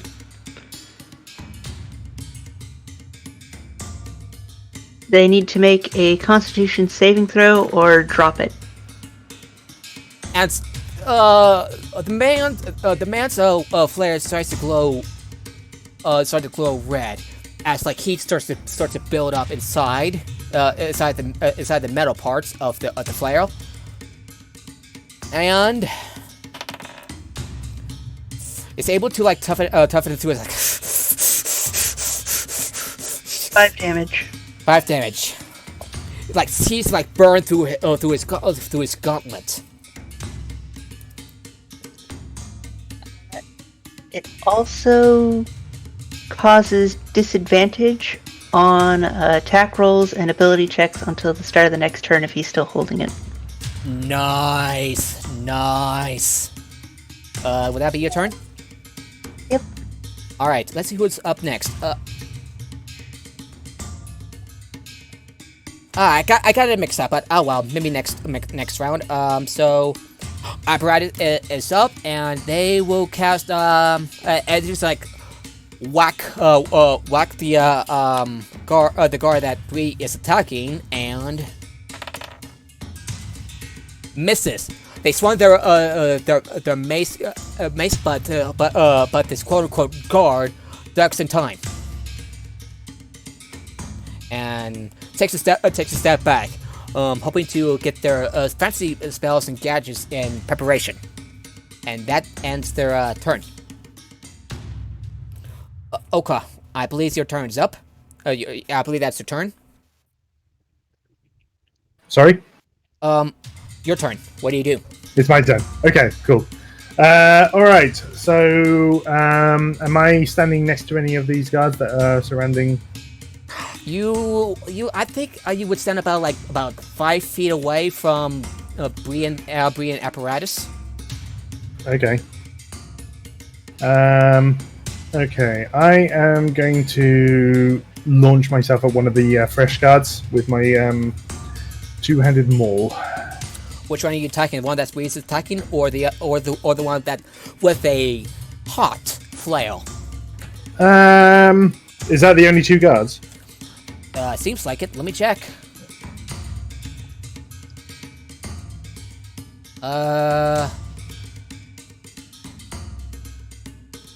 Yeah, just 2 guards. Just 2 guards. Okay, yeah, these 2 quote-unquote guards. Okay, I'm going to attack the one with the hot flail. Alright, roll your attack. Alright, let's see how this... okay, so that is a 10 plus... 15. Nope. Nope. You try to go for a swing, and it's a miss as the guard with the hot flare hops sidesteps, hops back. Would that be your turn? Just check if there's any bonus actions I can do. Nah. Okay, now that'll be my turn. All right. So this quote-unquote guard that attacked you, Bree, he attacks you. Okay, let me check how what his attack bonus is, and oh yeah, he has advantage on attacks. How yeah, does the 22 hit? Bree, does the 22 hit? You said 22 hit? Yeah, 22 hit. Your armor class is 21, so that would be a hit. Okay. Yeah, sorry. Yeah, that's good though. Or fine enough. For 10 points of damage, he swung his flail, and just sweeps it right in your chest, and sure knocks the wind out to you. Not only that, but it pierces through your a bit of your armor, touching your chest there. Oof! You take 10 points of damage. Damn it. Yeah, that kind of hurts. The other Enclave troop, not the I almost say Enclave, like Fallout. And for a second, their fort seems to shimmer, and it seems to shimmer of a green claw on one of the guards' shoulders. They are definitely not Denise soldiers. You recognize them as the Emerald Claw. Fanatical, but basically fanatical terrorists for Canarith. Oh, the other attacks you.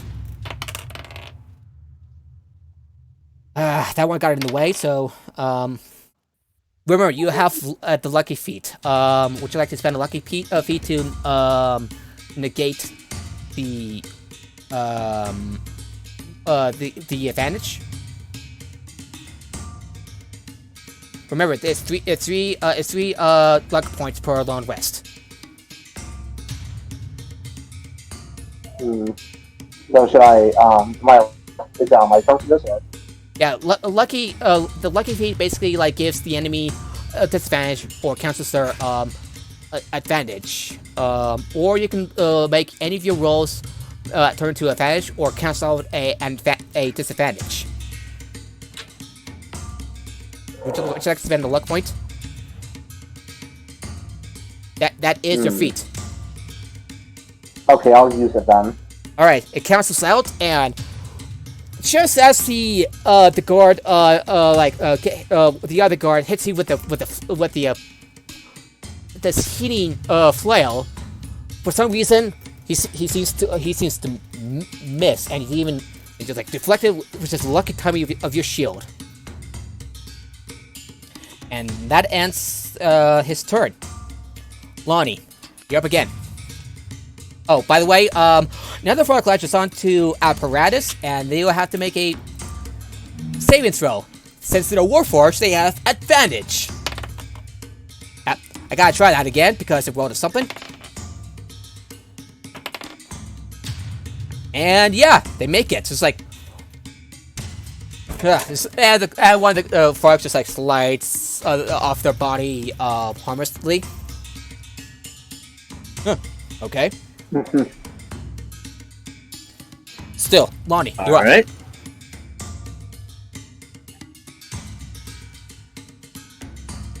And another frog latches onto the one of the Emerald Claws troopers because they're assholes. What?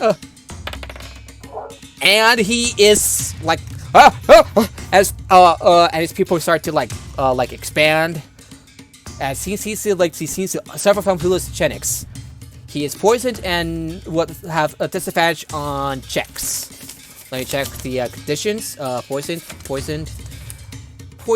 Disadvantage on attack rolls and ability checks. And I believe that would include saving throws. So yeah, sucks to be him.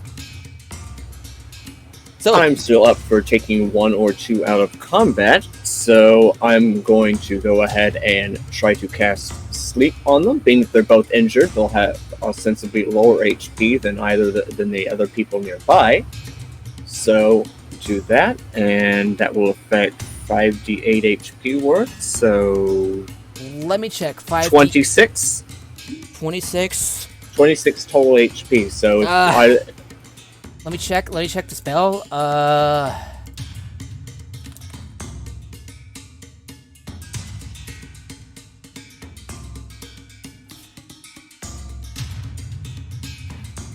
There's no save, it would just happen. Yeah. He It says- starts off with a Yeah, one with the lowest 26. hit point first and then- It's 26. 26.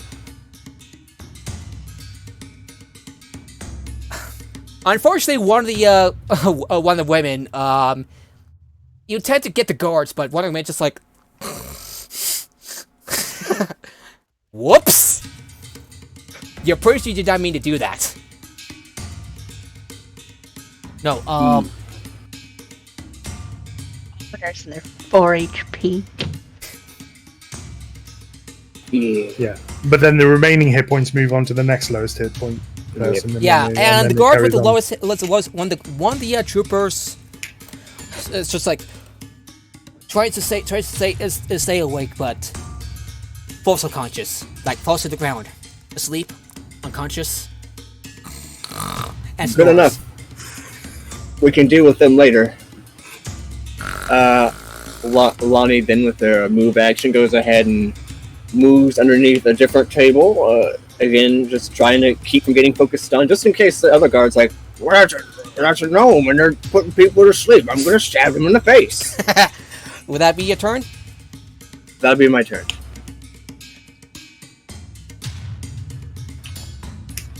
Alright, so who's up next? Bree. No. Apparatus up next, and they will cast firebolt at the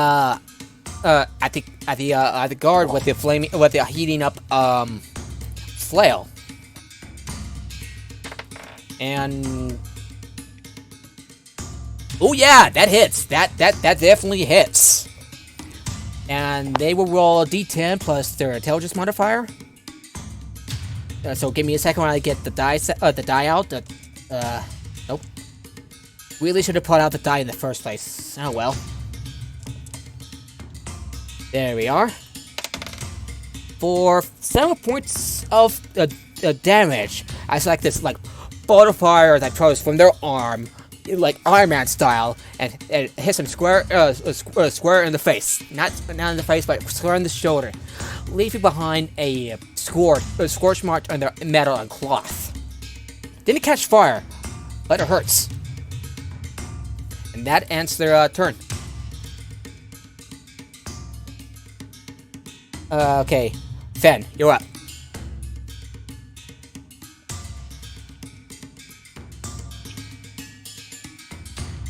I'd like to use a bonus action to reapply the heat metal damage. Alright, do I need to make any saves? Nope. But they take 8 damage and they have disadvantage on attacks again. Oh, that is the mean one. It's like, And then I'd like to use my action. It's just like, that pain. It's just like streaming through his arm. It's just like becoming more and more unbearable. You're pretty sure he's not gonna take it anymore. And he's just on the verge, just dropping the damn thing. I'd like to use my action to cast Cure Wounds on Bree. Alrighty then.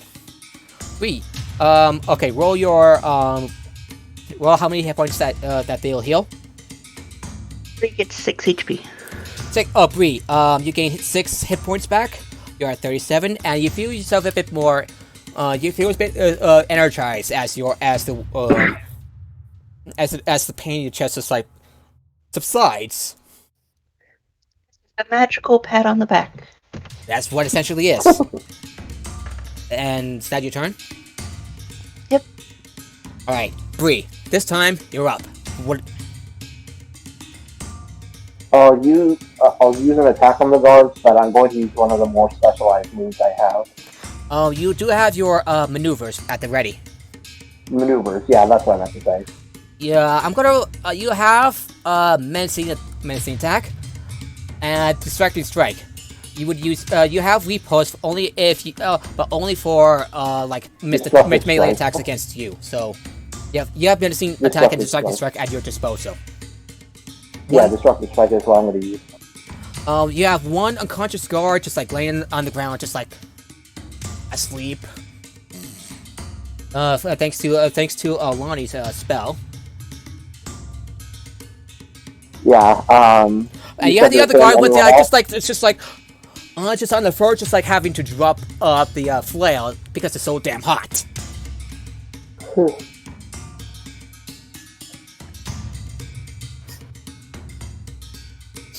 Yeah, I'm saying, is there anyone else besides the unconscious guard, or is he all that's left?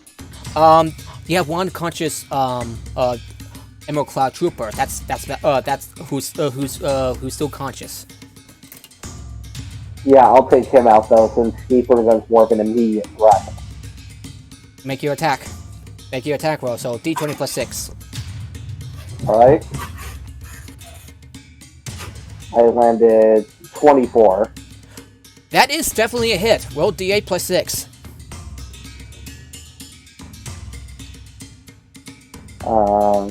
11.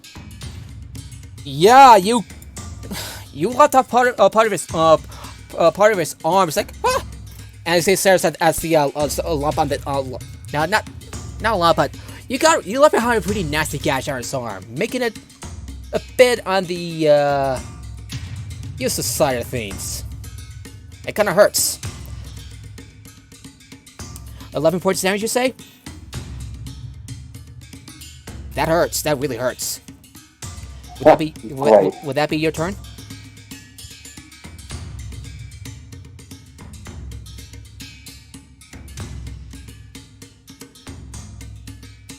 Panics. I thought I said panics. He panics. I'm sorry. I kind of missed it. Sorry.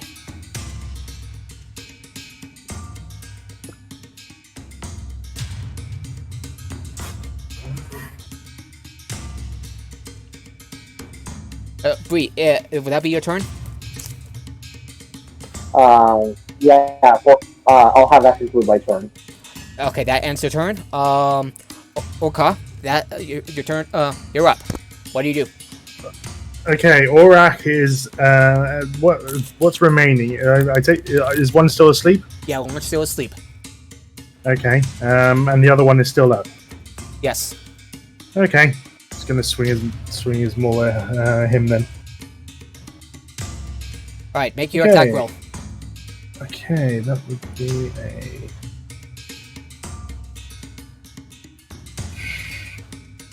So 21. That is definitely a hit. Roll your damage. Okay, does he look particularly wounded, or is he still looking a bit fresh? Pretty wounded. Well, one good hit that's all it takes. Okay. Yeah, okay, in that case I'll play nice and not smite him.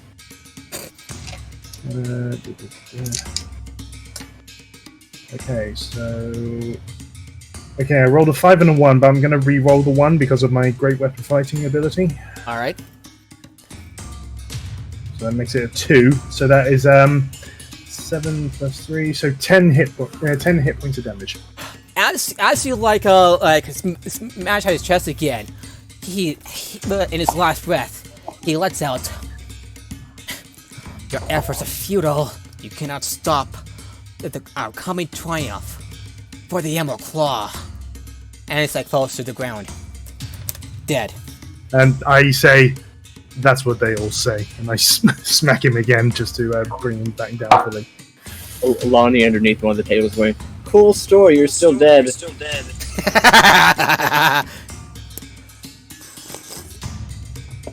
Alright. What'd you like to do with... Yeah, I kind of look at it and then I say, "So what are we doing about this one?" Well, I have rope, and you have big, strong arms. We could tie him up, and he won't necessarily give us any information, but we wanted to deal with him. However, by the time you get the unconscious guard, you don't feel his body has suddenly gotten cold. He died. He must have died. Soon after he lost consciousness from your sleeping spell. Hey, that's not. You shouldn't be dying on like that. If you have health problems, you're supposed to tell me beforehand before I cast a sleep spell. I don't want to be liable for these sort of things. I don't think he can hear you, no. Just in case. And suddenly you see a ring on his finger just begin to shatter and crumble to dust. Oh, wonderful! It was a poison ring to kill him if he was going to get captured. That's just wonderful. Truly, religious zealots, they're the worst types of spies. I hate them. Indeed. Alright, so... Anyway, as the light leads the guards' prostate form, the shape of their helmet shifts. Yeah, and you see distinctive half-plate covering much of their face. The neat crest face on the chainmail places the signal of the clawed hand in favorite green. And once again, these are certainly not the scions. Do they still look human, or are they? Yeah. Just and roll a investigate. Well. Investigation. Yeah, investigation. Apparatus has succeeded, and yeah, like I said, they spotted a ring and an emerald cut in. I'm gonna recon it and say emerald cut in the rough shape of a claw. These are bands of loyalty, and ensure that if they follow conscious from a spell or when they run out of hit points, they die.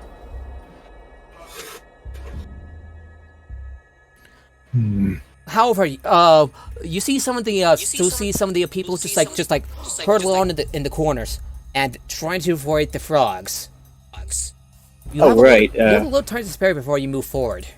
Time is of the essence, but it would not be wise to leave these frogs hopping around. Yeah. Does the rest of the group want to continue real quick, and and Lonnie will go ahead and gather up the frogs real quick?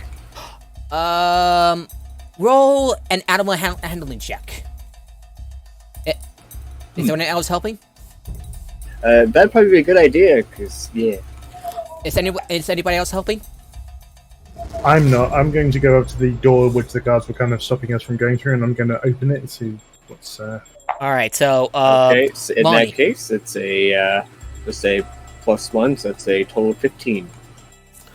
You managed to get enough of the frogs and set up place them back into the now restored aquarium. Here you go, little guys. Stay out of trouble. What the mixologist approaches us. Thank you so much for the trouble. Here, I do happen to have this bottle of Thronehold cabinet. Very expensive wine. We meant to Suburb of it after the end of the last war. She gives you the wine.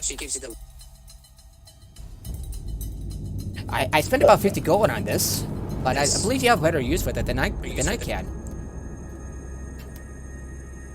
Lonnie goes ahead and puts it in their backpack. Thank you. If I don't drink it, I'm sure someone will. Good stuff. Thank you. And I guess we'll proceed. All right. I'm gonna see if anything.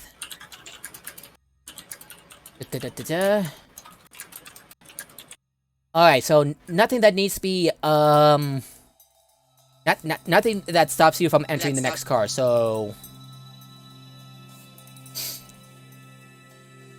Alright, so the wind whips you past your face as you stand on the platform between your first class car and the galley car beyond.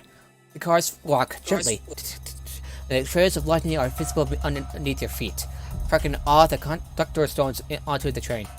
There's a moment of disorientation as you step off one car onto the next, but your body adjusts after a few heartbeats. The door in front of you, embodied with the Oi unicorn, opens easily beneath your hand.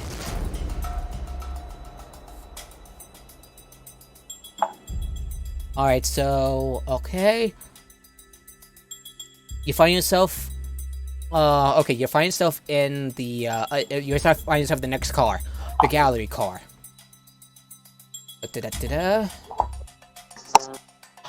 On one side, unlocked door leads to a shared living quarters for the kitchen staff, and on the other side, a row of small rooms containing bunks for sleeping, each door, locked. Is there anything, would you like to enter these rooms, or ignore them and proceed?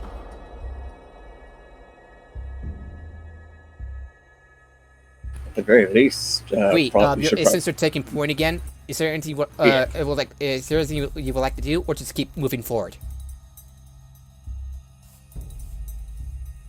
Sorry, just repeat that. Sorry, I was just having. Yeah, you're now in the next car, and there are some locked doors surrounding you, but ahead, but you can go on ahead and ignore the locked doors.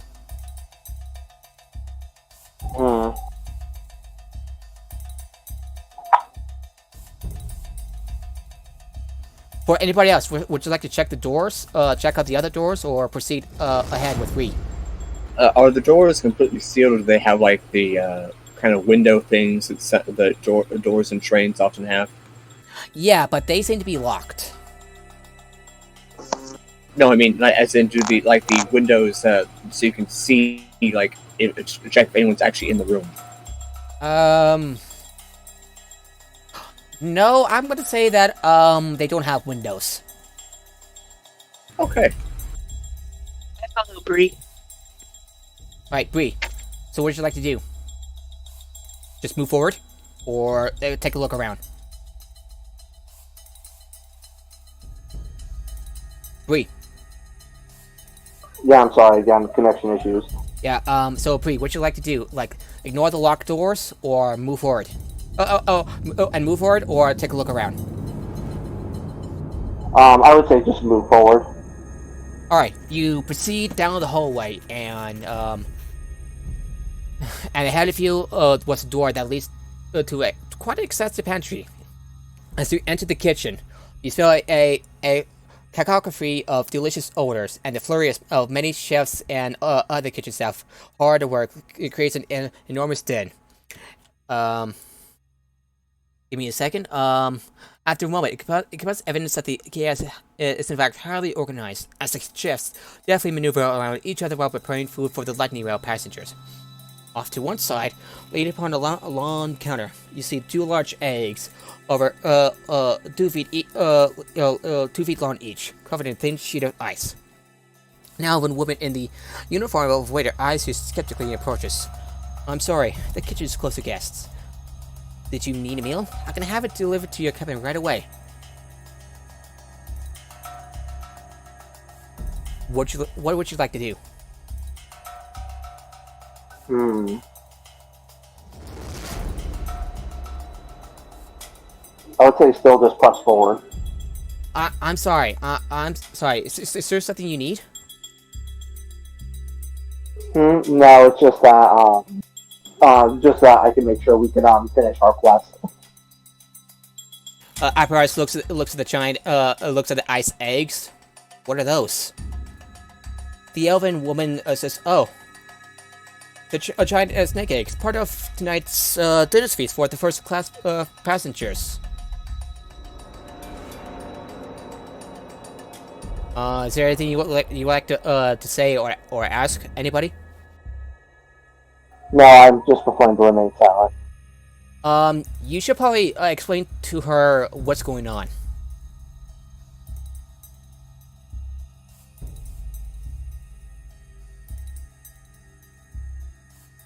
If you don't, Lonnie gladly will. All right, so so Lonnie, what would you would like to say? Hello, yes. I appreciate you'd like us to go back to our rooms, but we just fought two people disguised as guards, and we're chasing a thief who now probably associated with these two fake guards. We don't want any harm to come to the other passengers, so if you could let us through so we could stop whatever plan they have, we could go do that, and we can get back to cooking, making delicious meals for all of us. Roll, oh. Are you saying that oh, I see. She seems a little shocked. None of us has paid attention to anyone who has passed through the car. I'm sorry. Don't worry about it. We'll get out of your hair as quickly as we can with our tiny gnome feet. Of course.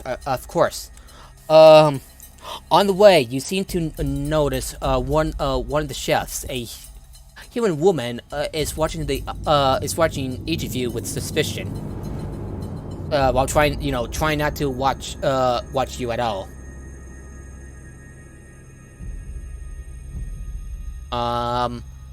Anyone with high insight want to take care of that? Yeah, you have it's passive insight, so you know it's automatically. Right. Would you like to approach the human woman and the other chefs that If are I- on you for some reason? If I notice she's looking at us suspiciously, I go up to her with my maul in hand and say, "Is there a reason why you're looking at us like this?" Well, just she seems to be the rather startled by your presence. She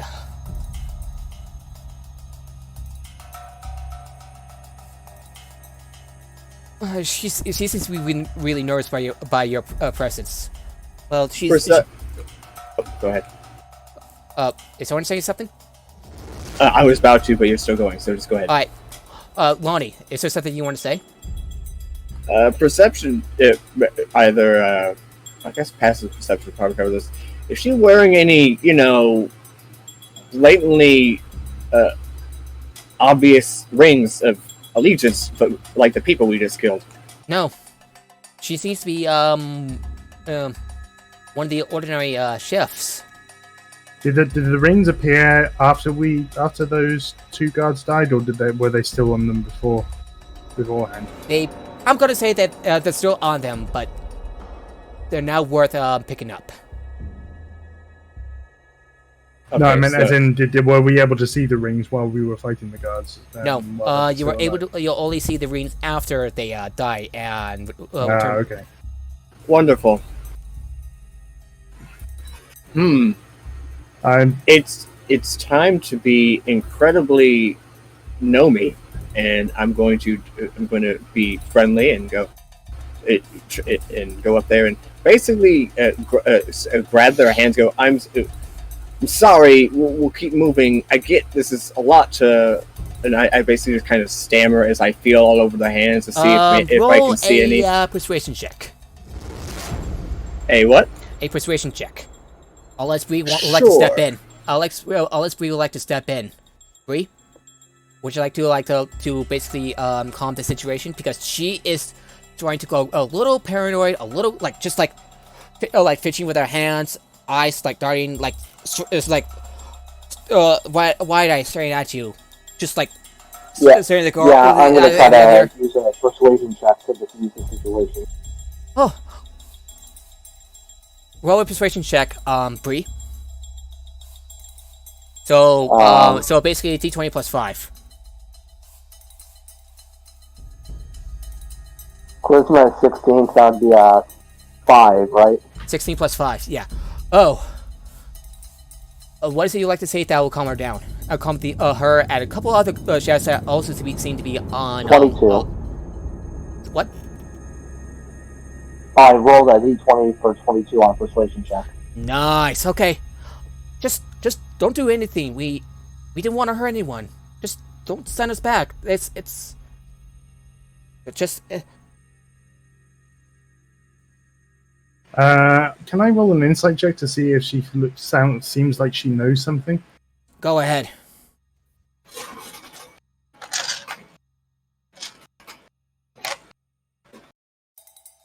Ooh, that's not bad. That's 19 plus...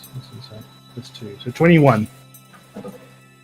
No, they were scared. They were really scared or something. They... Probably not by you, but by someone else. Would you like to press the matter? Yeah, I go... You did see someone, didn't you? We honestly thought that, like... We came from Conrad. Well... What? Is she leans in closer? I'm Hannah. This is Jesperus, Tordar, Sandri. We have no association with this group that you're after. None. We fled during the from the war. We just want to make a living. Just please leave us be. I'll. Do you know where the people we are hunting are? Yeah. I wish I could help. I wish I would. I wish I know, but no, but I'm sorry for my little for your outburst. So here, maybe I would like to give you something to make up for it. Here. She gives you a basket for serving, and she opens it inside and looks at, and there are like delicious leftovers from last night's meal, including drip eggs, filet migan, Hungarian garlic loaf, and strong canards of red cheese. It's well preserved.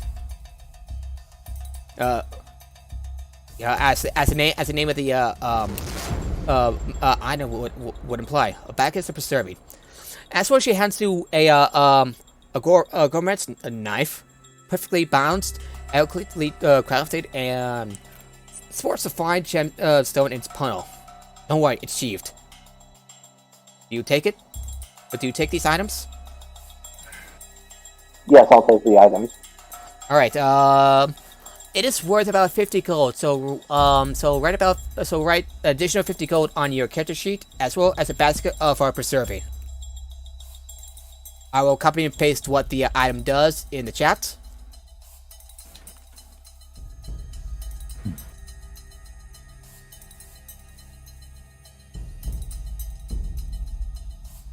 Do you get that? Repeat that. I copy and pasted the basket for serving and what it does in the campaign chat. And I'll put down basket for serving in your treasure. I'm gonna put down 50 gold in your gold piece, and along with the basket of preserving. Nice.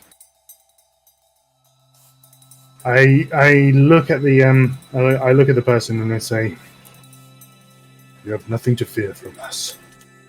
The binding flame always teaches us to protect the innocent from those that would seek harm." At this point, I guess Lonnie stops holding on to the person's hands, looking for a ring. Make a sleight of hand check, by the way, earlier. Alright. I forgot to mention it, so...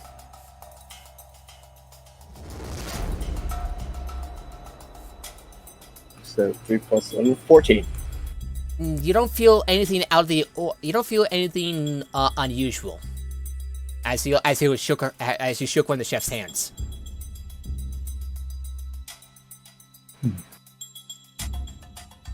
Alright, so...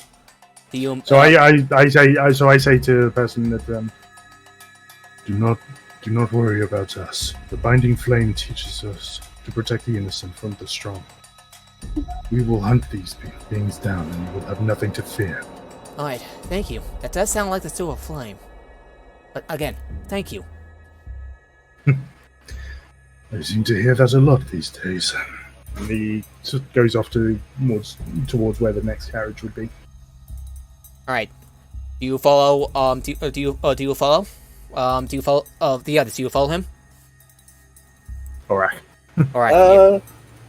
I'll do one quick perception check, see if there's anything else of note in the cart before moving on. Go ahead.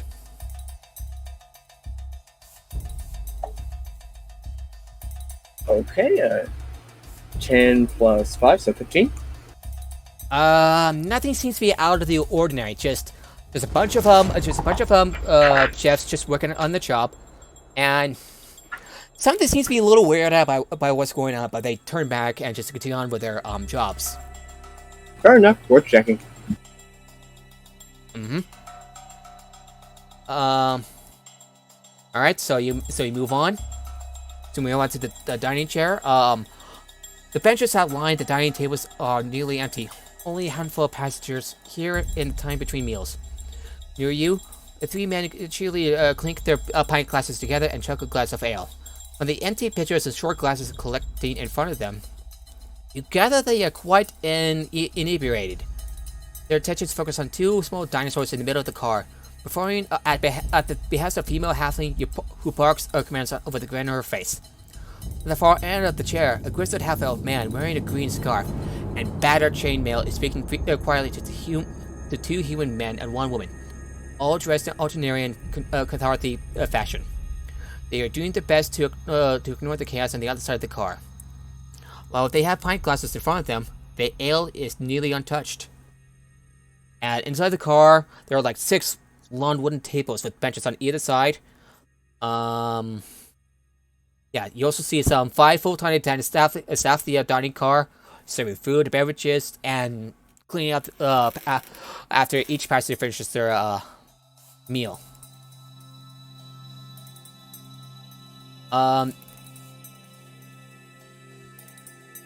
Well, we found the thief. So you start to approach them, and the chatter seems to quiet down as you approach them, and they all eye you a little suspiciously, squinting their eyes at you skeptically and the like. Who do you approach? The one with the scarf, or the 3 men at the table, or the 3 humans? 2 men, 1 woman. Before we go ahead, I'm going to. I am going to hang on. Going to use my divine sense to see if there's anything very suspicious nearby. Just it only detects Celestials, fiend, and undead. But I'm just making sure in case they're. Nope. I don't know enough about this emerald fist to know what they deal with. Emerald claw. So I'm nothing seems to be out of the ordinary. All right. There's another flicker effect. Sure is. Blip, blip. All right, so is it so what you'd like to do? Approach the 3 people at the table, or the one at the far side of the room?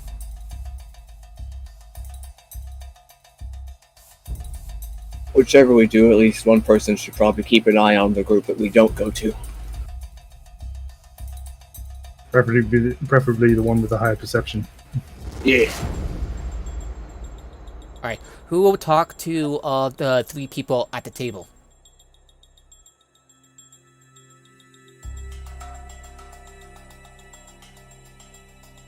Given that most of my stuff happens at longer ranges, I'd rather stay back where I can watch everyone. Bree? Bree, what do you want to do? Since you're the leader of the group, would you rather approach the one with the scarf at the end, or the 3 people? You immediately recall what your dwarven friend has said, and that seems to green scarf, chainmail. That matches the description.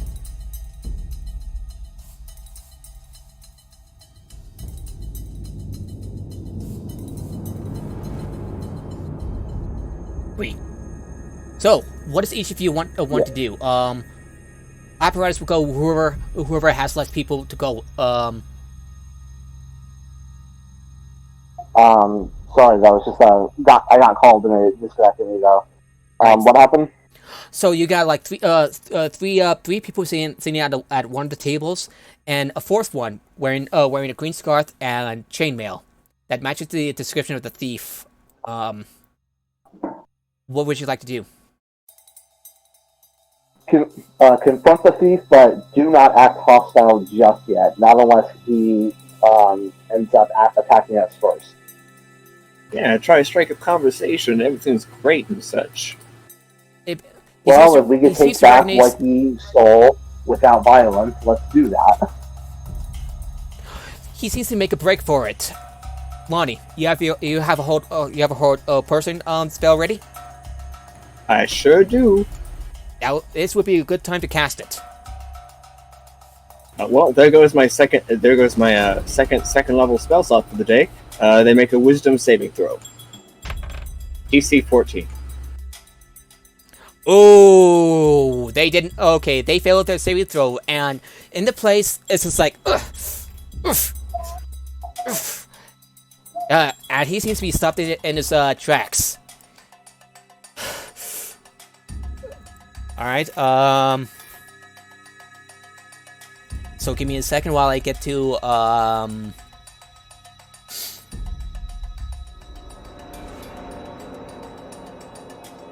yeah. Right as he makes it opens the door, he seems like to be frozen, still in place. Both the male operatives approach and offer stood up, so to approach you, Bree. Hey there. I hear you be making some trouble here. And the rest of you see the female operative standing up and approaches her with a knife in hand. Approaches the halfling in hand, as if trying to make a move on the halfling.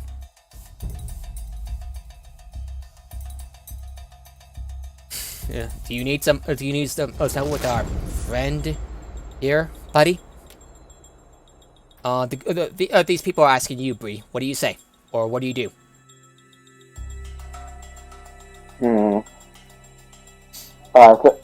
Saying that just described that we're looking for a thief who stole something that we're trying to retrieve. As you approach them, as they approach them, and you approaching the man with the green scarf, the female, the woman, grabs the thief and places her knife against her neck. You, no, she says, pointing at you, Lonnie. Let him go, or cut her throat.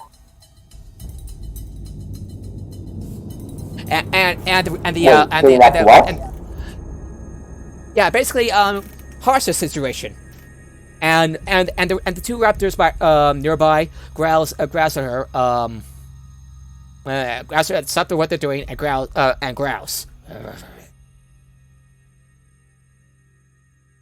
Right. Yes, this person is a thief who stole something that we're getting it back.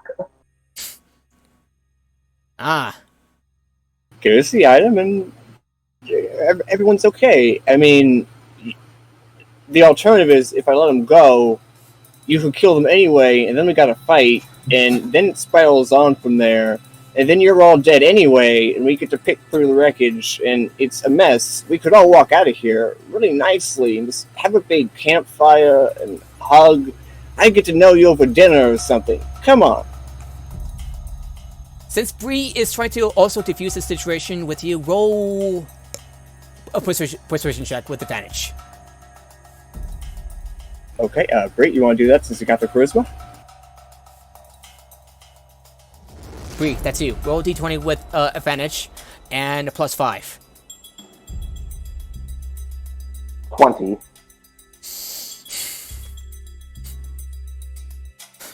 All right. Did you hear? Yeah, I hear you. Okay. He seems she looks out over you. All right. And she starts to slowly slide the knife across her neck lightly, so she would bleed out a little. You have a little time to react. What do? We'll make it fair. She lives. She would have a bit of a tiny scratch on her.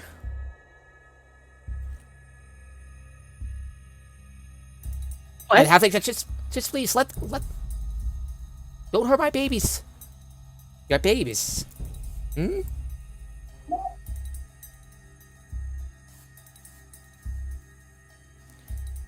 And she looks. I'm so confused at who's saying what at the moment. The female operative with a knife on the halfling's neck. If you're confused, I'm sorry. Okay, so what was that? Did the three thugs kind of holding a knife to the? The female thug, the female operative, is holding a knife against the halfling's neck. The two men are cornering Bree. Okay. And she's just ready to slit the halfling's throat. And you see the female operative leaning into the halfling's ear. Why don't we make this fun? Order your pets to attack them, and I won't slit your throat. Can I get a cold person on her? You are welcome to try. Let's do that. Alright, Western saving throw? Or... 14. Yeah, I'll use a saving throw. No. You're good, Bree. Oh. It's the guard. Oh. It's not the guard, but If the hold person fails, I'm going to cast a spell as well. Alrighty. So what kind of save is it, Fen? Wisdom. They rolled a 9, and I believe they failed. DC 14. DC 14. Yeah, they definitely. She definitely fails, and she her eyes went wide, and she's eyes as if she was suddenly frozen. She couldn't. Lonnie quickly shouts to the halfling, "Okay, now get out before another one grabs you." Yeah, I basically shout, "Run!" And I point at the one that's been held person, and I cast chromatic orb at her. Chromatic what? Chromatic orb. Alright, she nods and ducks out of here. Come on, my babies, come on! And she leaves the car with the two raptors by her side.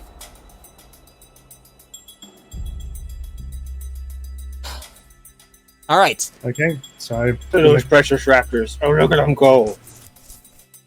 Are you concentrating your whole person spell on the man with the green scarf? Sure am. Alright, I would like everyone to roll initiative.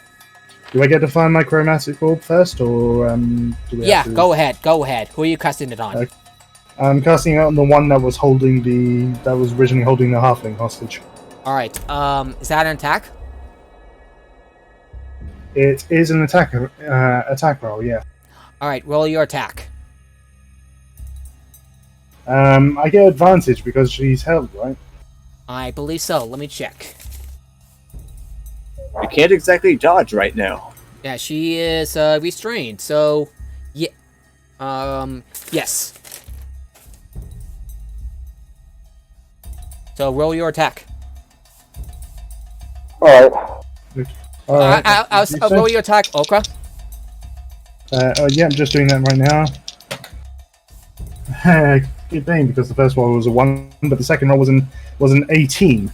So Wonderful. that is 23. That definitely hits. Roll your damage. That's 3d8 worth of damage. Wow. And it's going to be fire damage. All right. Okay. You said 33. No, it's 3d8, which I'm going to roll, and it's fire damage. Because I said the type of damage that it does. Okay, that's not bad. That is not bad at all. So that's a 7, a 14, 18 points of damage. She's like it's a face full of fire in her face and burn marks. And so as you see me cast this, the brand on my arm starts glowing with a silver-looking flame, and there is basically flames appearing in my hand, which are also radiate a silver color. But then it suddenly forms into this red glowing orb, which I then push towards towards my target, and it flies right into her face. Yeah, she does exactly that, and she like screams in pain. Okay. Everybody, get ready to roll your roll initiative. All right, 16 plus 4, so 20. Who said that? Alani. Ani, 16 for 4 is a 20. Yeah. Awesome. So, My initiative is 6. so a total of 6. Yeah. Alrighty. And I rolled a natural 1 for my initiative. Oh. Oof. So What's our that's initiative 3. total? So that's 3. 3. Yeah? What are you rolling for initiative?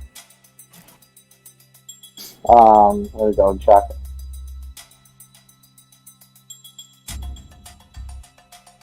$16. Alrighty. By the way, how does can someone like use the saving throw to break free from hold person? During their turn, I believe they can make another wisdom saving throw each round to attempt to break free early. All right. That should ask. Yeah, I think End of their turn. One of the operatives rolled an 18. Yeah. The It has to be it's at the end of their turns that they make a wisdom saving throw, though, so it's not like they can cast a save and then do stuff out of it. They have to. That's the pretty much the end of their turn. The one with the green scarf also rolled a natural 1, so he starts with a 2. And we move over to combat. Fighting time again. Alright, so Lonnie, you go first. Again. What do you do? Okay, well, we have 3 people who are going to be hostile to us. They don't like us. Or is it 2? Yeah. It's hard to keep count. Well, there's 2 and one person that's currently held. Okay, well, and their face is on fire.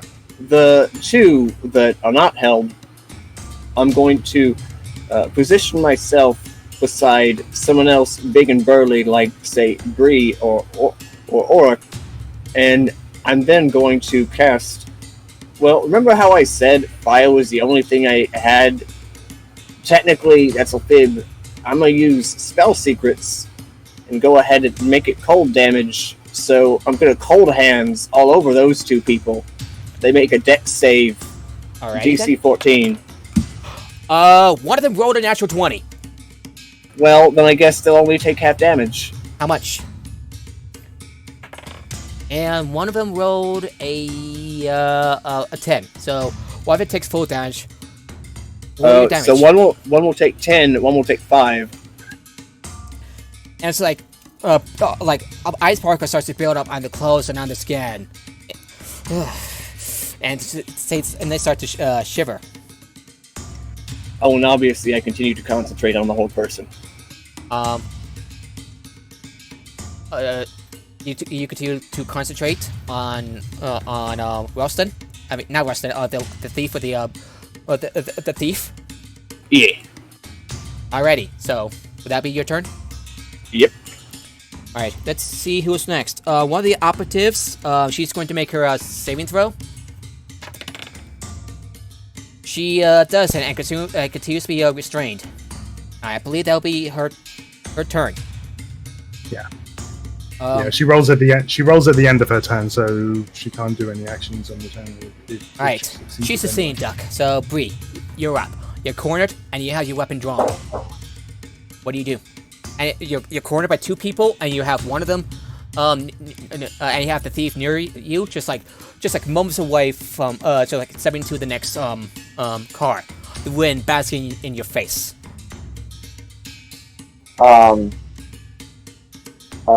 Destructive strike though is what I'm gonna fight. Do you fight out the 2 thugs or what? Yeah, I try fighting both of them. Alrighty, so which one are you gonna attack? Yeah,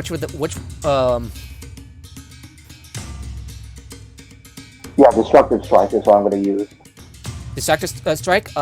Make an attack roll. All right. Make an attack roll. I'm gonna check what it does. Yeah, you spend 1 superior dice, so you have 3 superior dice left. So make your attack. So I roll 3 times. No, one time. I'm on 21. I believe that is a that's a hit. Make your damage and add your superior die to the damage. So 2d8 plus 6. 2d8? Yeah, 2d8 because you added your superior die to the damage. First was 14, the second one was 10. Wait, that's one attack. One attack, so it's 2d8 plus 6.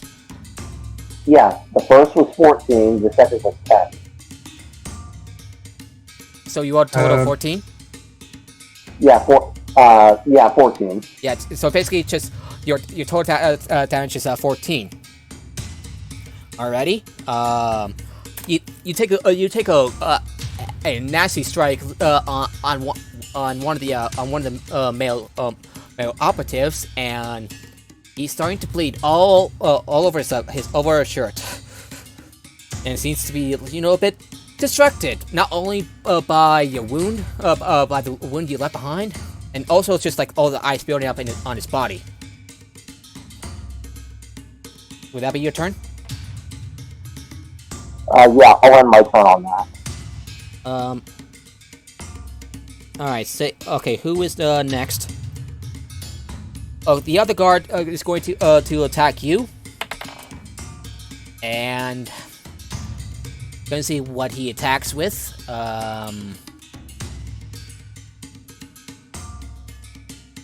Sorry, just like that's like hop between with his flail. Fortunately for you, he misses.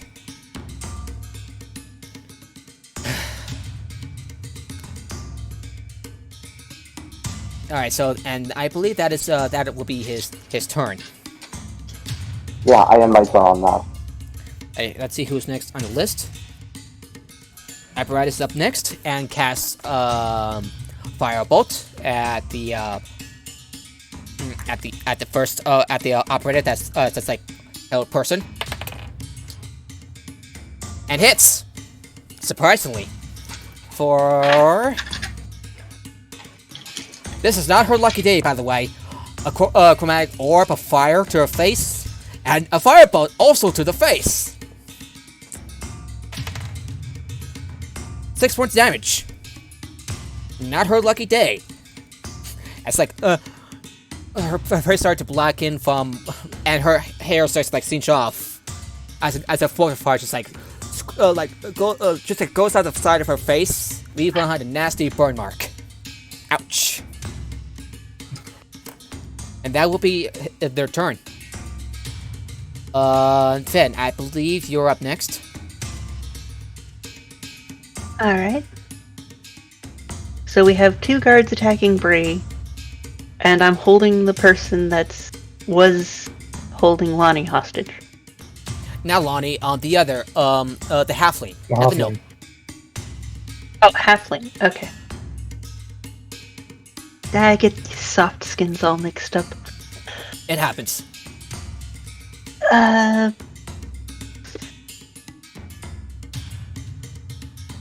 Since I grew up in Quabara, I would have seen, like, dinosaurs and stuff, right? These little dinosaurs actually came from the... Let me crack up the Eberron book again. Things were velociraptors, right? Roll a history check.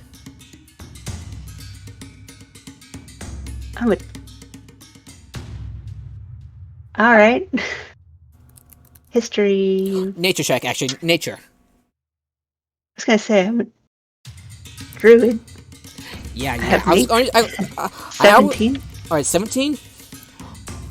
Since they were with the halfling, they came from the Tena Plains. They're not known for they're known for a lack for industrialized magic, and more known for dinosaurs. Okay. So what were they, velociraptors? I'll check. Sorry, this is taking me a bit. No worries.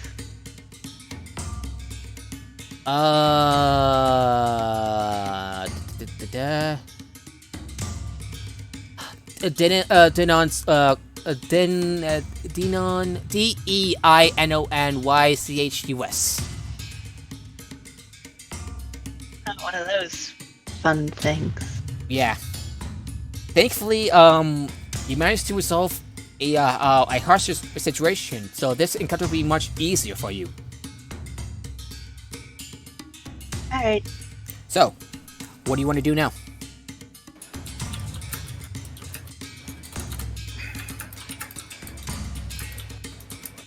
I'd like to cast Firebolt at the thug that Bree attacked. Alright, so make your attack.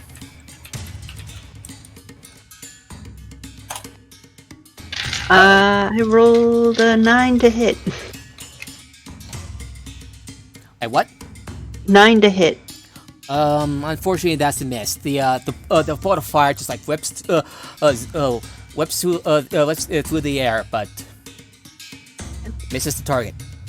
Then I'd like to use a bonus action to cast Healing Word on Bree. All right. Roll a d4 plus. Okay, warrior. Heals 5. All right. All right, you're back to your max hit points. Bree, good news.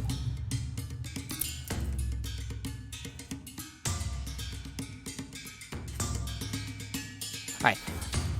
I got it, okay, so, so, would that be your turn? Yep. Alright, let's see who's up, next. The other operative is going to attack, Bree. And misses. Yeah, I'll try to attack for this next one. Alright, so, Standard attack though for this one. repost? Standard attack. Okay, roll your attack. That is a reaction attack. Good eye. Good going. 18. 18. That is definitely a hit. Roll your attack. Roll your damage. Okay, D8 plus another D8 from your superior die, and plus 6. So 2d8 plus 6. 8. What? My two D8s were just 8 though, between 8 on one, 8 on the other. Yeah, you got him good. you finish him off with a quick cut of his neck, and his head flies off. Messy. Indeed. Okra, I believe you're up. Yeah, Orak is going to. How far away is he from the green scarfed thief person? Let me check. I'll be back. Yeah, I'm gonna say about 30 feet away. A bit, yeah, 30 feet away. Okay. All right. So 30 feet away. In that case, to begin with, I'm going to use a bonus action to cast Compelled Duel on the thief person. All right. So what's to do? Okay. So he needs to make a Wisdom saving throw. Okay. What did you roll? A 9. Okay, he failed. Wait a minute. Is it being charmed? Is he? No, he's not being charmed. Basically, on a failed save, the creature is drawn to you compelled by your divine demand. For the duration, it has disadvantage on attack rolls against creatures other than you, and must make a Wisdom saving throw each time it attempts to move to a space that is more than 30 feet away from you. All right. If it succeeds on the saving throw, the spell doesn't restrict the target's movement. For that so does he starts to walk towards you? Yeah, basically, he can try to walk in away from me, but if he's 30 feet away, he's being held by a hold person, so He'll walk towards you when he can move again. yeah. But basically, if he tries to attack me, then he has disadvantage. No, if he tries to attack anyone other than myself, then he has disadvantage. alrighty. So basically, he's got to force his attacks onto me. Okay. So that be your turn? No, that was my bonus action. Nice. I'm going to walk up to him with my two-handed maul, and I say, and I look at him and I say, people who steal from us do not last long. And I swing my maul at him. Back. Sorry about that. Enjoy And the that's with- advantage. That's with advantage, yeah.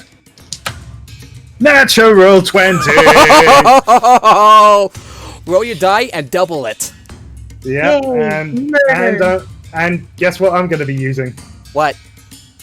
Divine Smite.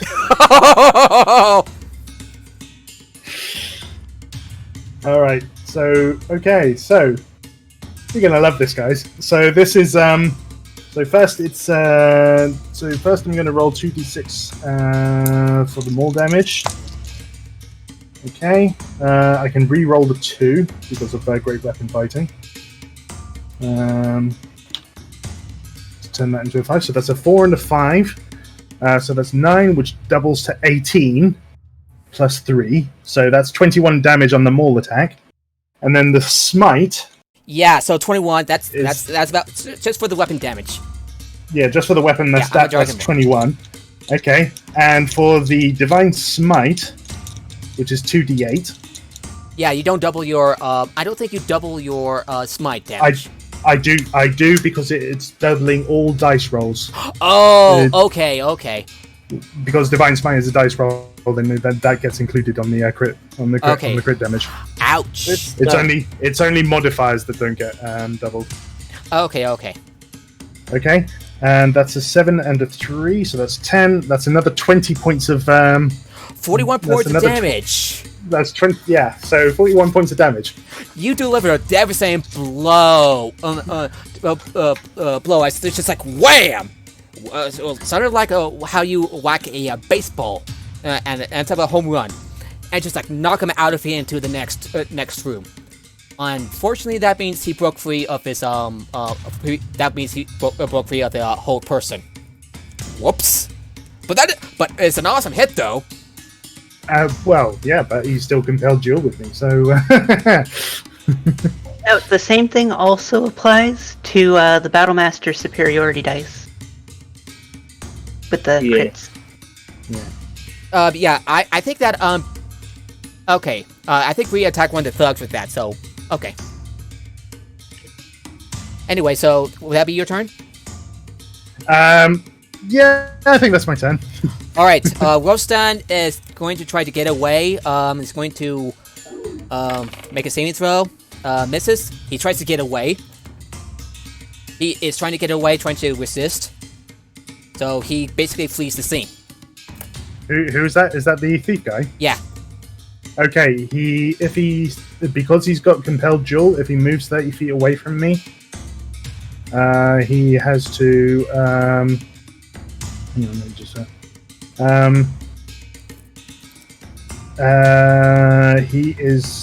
his movement is restricted, basically. Yeah, he tries to move slowly, just like trying to ignore this urge to like come out and face you.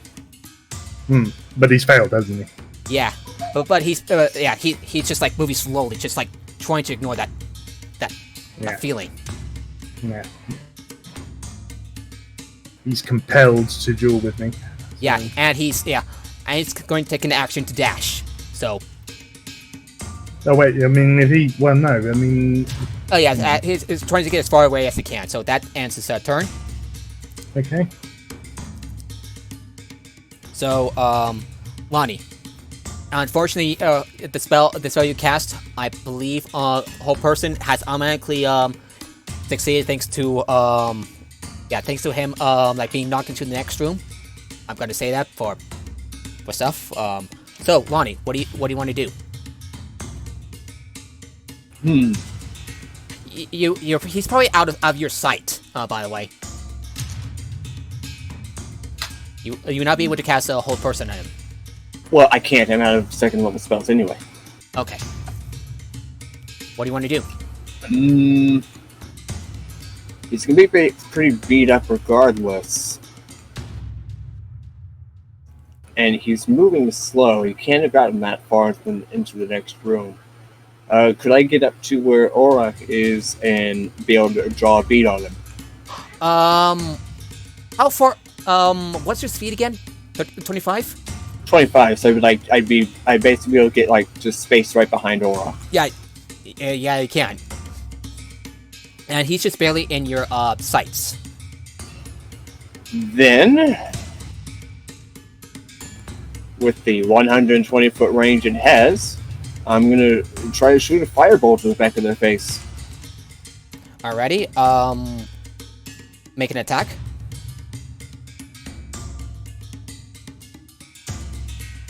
Lonnie, make an attack. I heard I have to roll the die.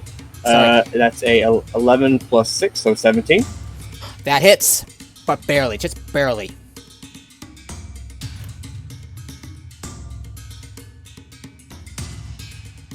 And D10 for 7 damage.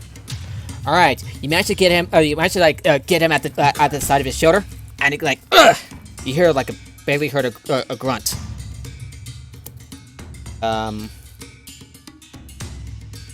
This guy is surprisingly beefy for a petty thief. Yeah, he is. Would that be your turn? Yeah, that'll be everything I can do. All right. First operative. The first operative is up, and he'll also try to flee with you. So he basically books it, disengages and books it. Well, that saves him from the people next to him, but people down the line should be able to still attack of opportunity as they go by. Hang on. The guy who ran away, the thief guy, that was the one who I just smited earlier. Yes. You said he went away from us? Yeah, he went away. But he used his bonus action to dash. So I can use my reaction as an attack of opportunity, right? Well, he got knocked away from you, so you wouldn't have a bit of an opportunity to make an opportunity attack. Sorry. Okay. That's okay. Okay, sure. I thought basically whenever someone moves out of the melee range, you Yeah, get you are got allowed out to use your melee range. action It's just to- like one powerful strike. It is an awesome roll, but it comes with a bit of a, I'm sorry. Okay. Yeah, he books it and like tries to tries to give a bit of a boost to his boss, so he would gain advantage on wisdom saving throw. That will be his turn. And Bree, I believe you're up, and you have one. And I have. No wait, no. Yeah, he books it. Bree, I believe you're up, and you have. No, wait. No, Bree, you're up. You're up. I'm sorry, I got it mixed up. So, I'm gonna undo that. Cancel that. Bree, you're up. Yeah. Alright. I'm sorry. I got it mixed up. What'd you like to do? I believe we're still attacking though, or Yeah, you're still attacking. You have 2 superior die left in your name. So, okay, I'll use one of my special maneuvers. you have 2 dice left, and per short or long rest.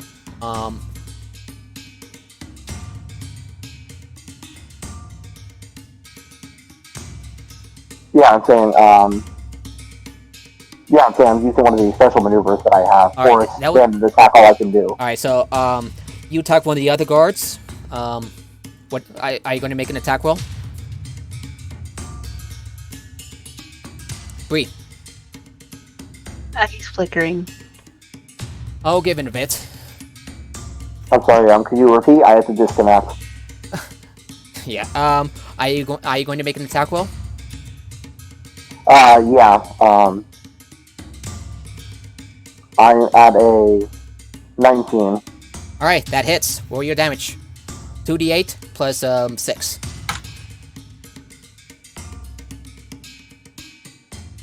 The first was 7. The second was 9. 7, 9, 16. That's 22. Wait. So 6. So that's a total of 16.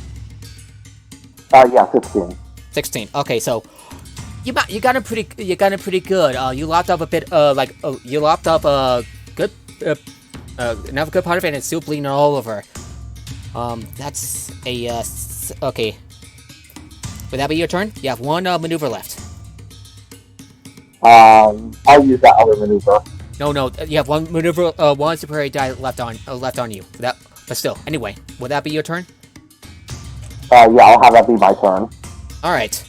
Now I say what he wants to do. He disengages and books it to the other car, fleeing the scene. So both the thief and the third operative and the other operative are out of the picture for the moment. Leaving you with the whole person. With the female operative still frozen in place.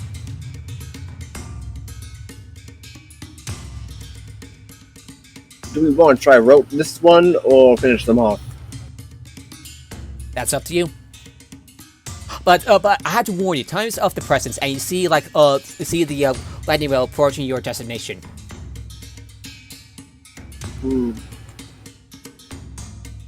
So whose turn is it? I'm gonna check. That would be Apparatus' turn. So since she's basically restrained, would you like to end the combat there, or finish her off, or let her be finished off?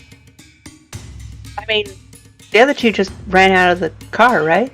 Yeah. We need to go. We do need to go catch them. Yeah. So Apparatus will finish her off with a strike, and and they have advantage. They hit with the mace. So that's a d6. Whack to the side of her head, and you can hear like a crack of her neck.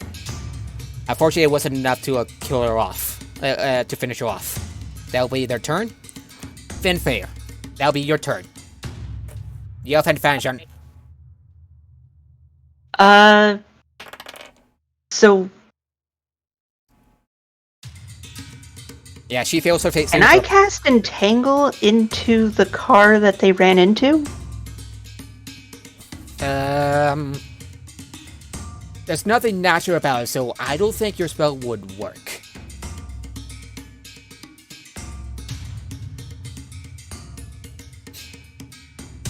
So, Sure.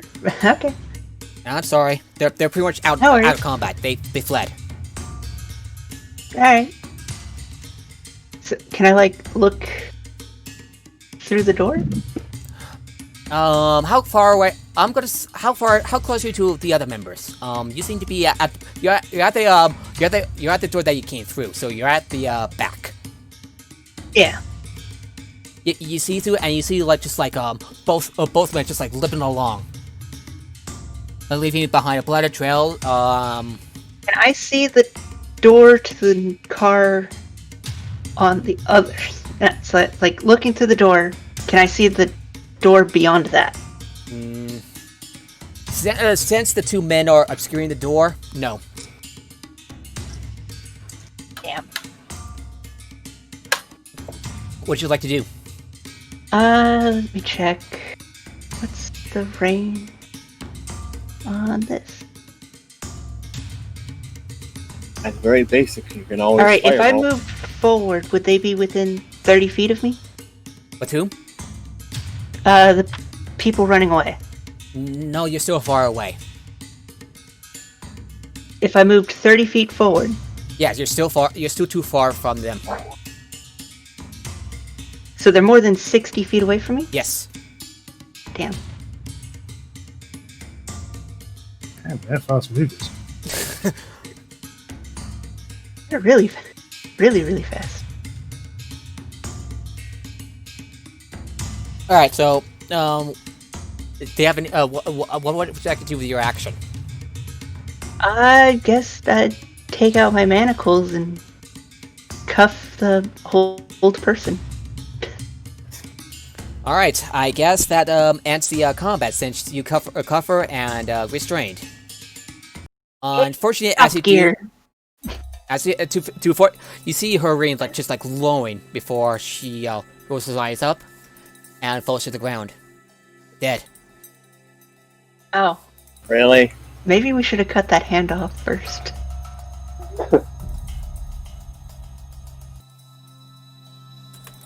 Now Then I'd like to take my cuffs back off. Go ahead. Wait a second. Taking on the impracticality of that, you have all these issues where if it triggers, no matter how you're restrained, what happens if, like, you happen to trip and your ring misfires and thinks that you've somehow been restrained when all you did was fall over and your hands get stuck underneath you? That sounds like a them problem. I need to talk to these designers. They didn't think very far ahead with these rings. Yeah, you see like the other people just like cheering on with do it. But I forgot to mention them. But they seem disappointed as soon as the halfling and her dinosaurs leave. But the combat makes them up for it, so they like yeah. Not realizing the implications of what just happened. So you have two dead Emerald Claw operators near you. Would you like to investigate and check out their bodies? I think we should probably do a very cursory inspection of anything. Otherwise, we got to keep following those people before they get healing or any other thing they could get. No, I'm still chasing after the thief because he's still compelled to duel with me. Oh, the dead man that Bree killed. He has a mark of making on his left forearm.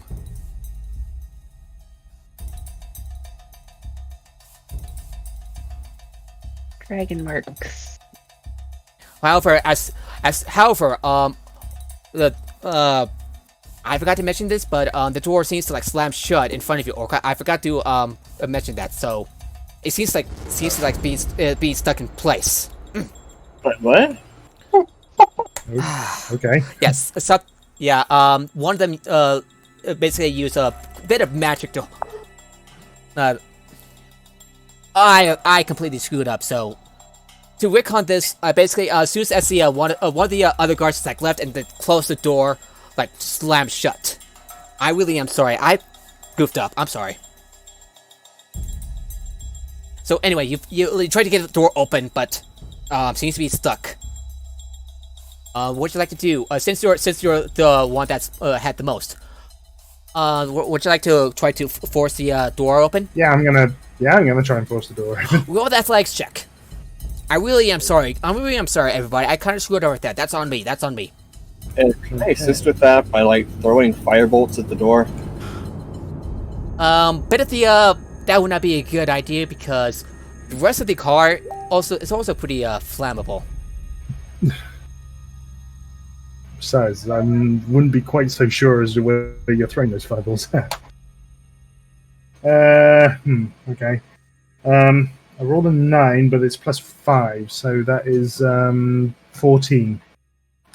Yeah, you managed to get the door open, and as you do, you find that there's a now bent flail jammed in the door mechanism.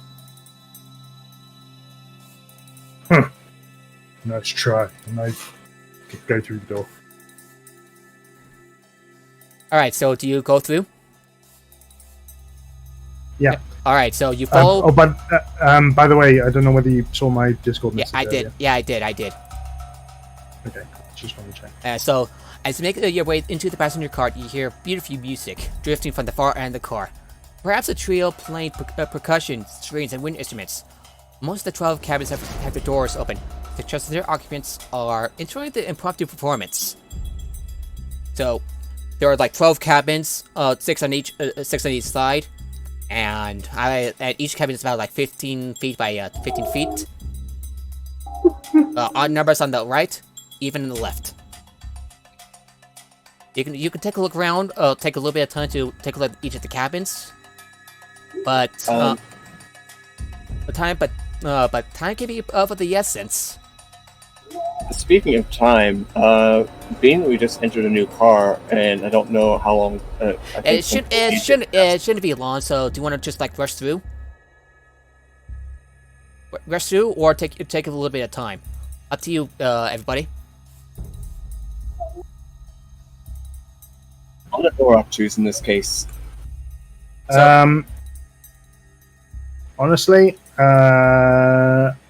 I don't know what the numbers would signify. They're just cabin numbers, just like room numbers. Yeah. Does any of them look like they slightly open or anything like that? All of them are open because a lot of the passengers here are enjoying the music. Okay. In which case, I am just going to rush through. I'm going to like take brief glances to the sides just in case, but I'm mainly going to be. First cabin, you see 3 adult gnomes sitting quietly enjoying the music, and the fourth one, also in the same room, is spouting out facts just like about the lightning rail. Is there like blood? No blood. Blood trail? It all seems. Yeah, you follow the blood trail. None of the other occupants seems to notice or care. Seems to notice. Okay, I'm just rushing through, following the blood trail. Yeah, we can look at any like details or papers later. Yeah, we need those stones. All right, so you rush through.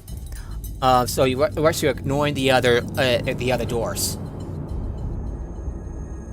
Right, you make it to the other to the next car. As you enter this cabin, you're overcome with a wave of noise. This cart is full with nearly 200 people, all talking, napping, or entertaining themselves within this car with simple wooden benches. At the far end of the car, 2 well-armed guards surveyed the room, keeping the peace. And the steel car can hold about 200 passengers, and it's quite filled close to capacity. It is simple, devoid of any centuries or necessities, and 16 wooden benches are divided evenly into 2 rows, plus 2 washrooms at the end of the car. There is supposed to be a center aisle that's to be kept clear at all times, but Since it's so crowded, that rarely happens. Would you like to make it through? I go up to the guards and ask them if they saw two people kind of run through this way, one looking particularly injured. They are members of this Emerald Claw.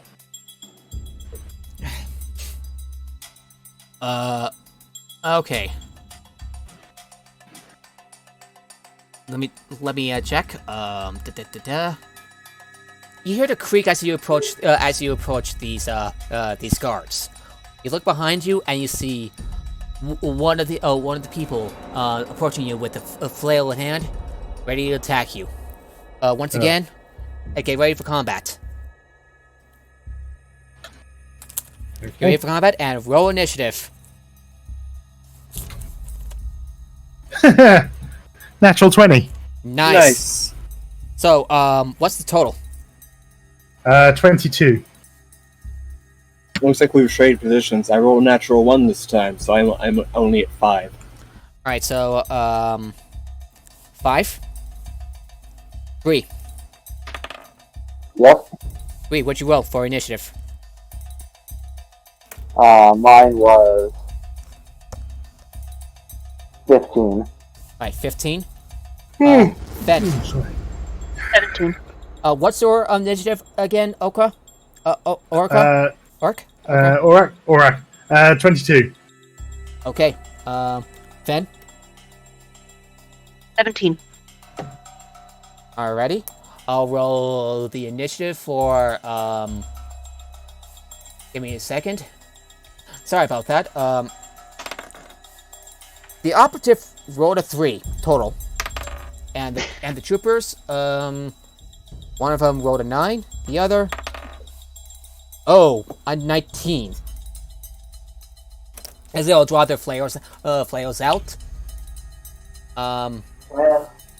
Again. Okay, flails out, and we're going to switch to the combat music. So, Aura, you up? Okay. I get the jump on him and swing my maul at him before he gets a chance to strike me. The operative? Well, he's swinging the flail at me, so yeah, go for it. Alright, roll your attack. Ooh, not great. Yeah, that's a 10. It misses as the operative's like, ducks. Ducks from your maul. Would that be your turn? And all the other passengers like disperse, now wanting to get in the way of combat. Okay, no, that will be my turn, yeah. Alrighty. The trooper, one of the troopers thrusts its flare at a fail and attacks you. That would be a 17. That hits. Ouch! Alrighty, so they hit for 9 points of damage. 9 points of damage as one of the as the flare lands into the side of your body. Kind of hurts as the spike starts pierce through the armor, and into your skin. It kind of hurts. Was that one of the guards? Was that one of the guards behind me? Yep. Okay. I grunt and I shout out, "Silver flame business!"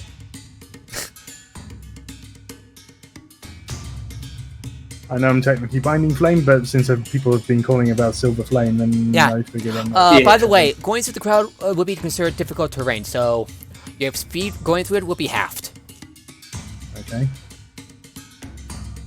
for a couple rounds. So, as the others try to get out of the way, would that be? Oh, and that would be his turn. Finn, you're up. Ah,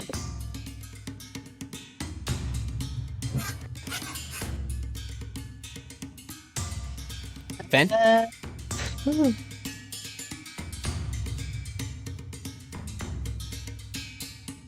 I guess I'll draw my scimitar and move up and swing at one of the guards. It's gonna take you. It's gonna take you a bit because, like I said, it's basically difficult terrain. So, you're not gonna get to the others in time in your turn. Yeah, but like if I fire a firebolt or something, it's just gonna hit a Yes. fucking passenger. I'm gonna say that you're able to hit the one of the so-called guards without hitting any of the passengers here.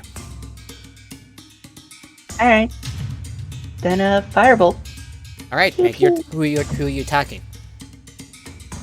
The guard I can shoot without hurting the passengers. All right, make your attack. Roll it. Roll your attack. 22. All right, that's definitely a hit. Roll your damage. 5 damage. Fire. All right. The firebolt seems to skirt by his arm, leaving behind a scorch mark as it hits the wall behind him. You will pay for that. Would that be your turn? Yep. Bree, I believe you're up next. Alright.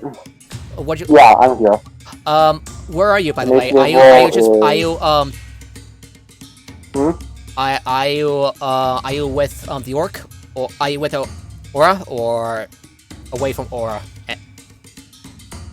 I'm with Aura. All right, so you're good. So what would you like to do? Options? Just make an attack. You're the fighter. You stab things. Alright, so I'll just go with a standard attack. And I rolled a 25. Nice. Roll your damage. D8 plus 6. 11. Damn. You managed to like a stab at the man's at one of the so-called guard sides. Oof. And you pull it out, and blood starts to trickle out of his chain suit of armor.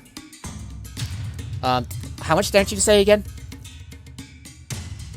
I did 25, and then I just did 11 on D8.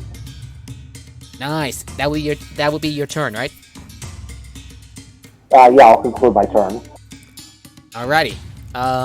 Apparatus is also with Fan, so so they will cast. Let me check their spells. Catapult. They beckon one of the passengers, and well, they grab one of the They look around. Unfortunately, they couldn't find anything that's able to use something to use something with the catapult spell, so they settled on Firebolt again, and that's and hit and tries to cast Firebolt at the operative, which hits for 9 points of damage, hitting the operative at the back of the head. Oof. It kind of hurts, by the way. And that will be their turn. The trooper goes up and attacks you, Bree. And rolls with the attacks with advantage. I believe 21 hits, right? Yeah, 21 hits. So they attack you for 4 points of damage. It's like skirted on a bit of your armor. You felt it, but yeah, it's not enough. It's not enough. It's not bad enough for you. And that ends his turn. Lonnie, you're up. All right, I'd already established I was sticking up close to Auroch, so but being that I'm slower, I would be slightly behind them, which means I would be closer to the operative sneaking up on him. I'm not going to be stupid and try to cast something to get smacked in the face by an opportunity attack. So I'm going to attack with my dagger. Okay. Make your attack roll. All right, 12 plus 5, so 17. That hits. Roll your damage. And d4. That's 6 damage. 6 damage. Yeah, you got them at the side, and they yell a yelp of surprise. Ah! How much damage did you say it was again? 6. Alrighty, would that be your turn? Yep, can't risk casting anything in these conditions, so... Yeah, the operative turns around, faces you, with a scowl on his face, and, foolish gnome. You cannot stop the Emerald Claw, and attacks you. And misses. Nice. That will be his, turn. Aura, you're up now. And more of the crowd seems to disperse. Basically more and more people. So that means for the others that's stuck to the back, it'll be easy for you to approach. But Aura, Okay. Who's remain? Is anyone remaining, or is yeah, it's, still the two troopers and the operative. Okay. I am still going to go for the operative. All right, make your attack roll. Actually, you know what? First of all, I'm going to use a bonus action to cast Searing Smite. Okay. So again, the brand that's on my shoulder lights up in silver flame, and my maul suddenly starts Glowing. glowing with a silver flame radiating around it. Oh yeah. Okay, and okay, make your attack. This is gonna be good.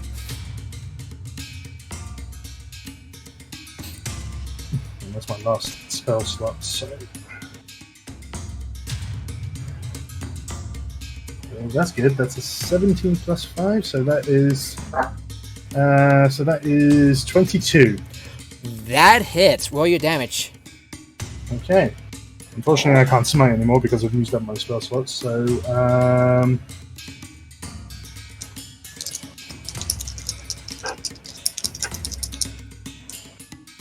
ooh, that's good.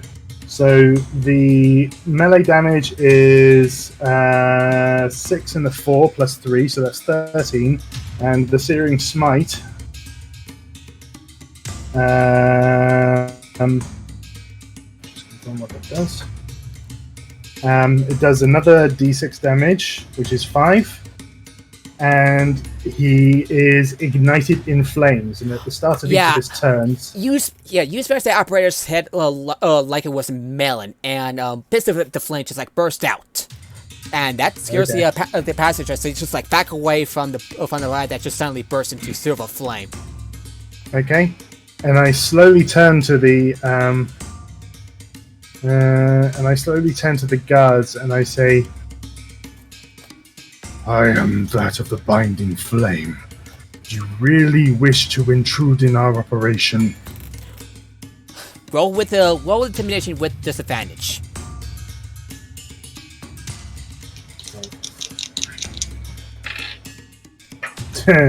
Disadvantage? He blew up a guy's head. They're fanatics. They're not guards then. Okay. Yeah, I rolled a 4 and a 5, so yeah, with intimidation 9. They're a little the two troopers were a little startled, but they remain firm in their assault. Bold words coming from you, but we will never stop. Very well.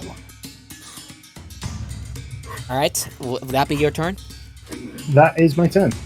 All right, Fen, I believe you're up.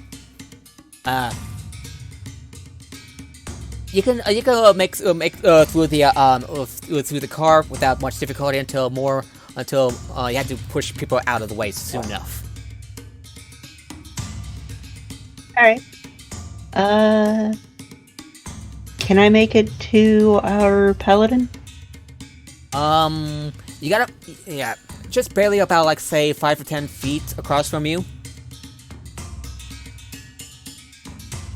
As I can get him within 10 feet of me, or I can... Yeah, but then you're about, like, 10 feet away between you, between, like, 10 to 15 feet of you is, like, difficult terrain. Alright. I mean, I moved 30, so... 15 okay, feet. 25, 50, so... 40, okay, 40, yeah, 25... Okay, so it's 40 feet now. So before it was 65, now it's 40 feet. Alright. Well, I moved towards them and I guess cast firebolts. Firebolt again at the one of the troopers. Yep. And, by the way, in Yeah. addition 25 from the other side, backed away from the opposite because his head exploded.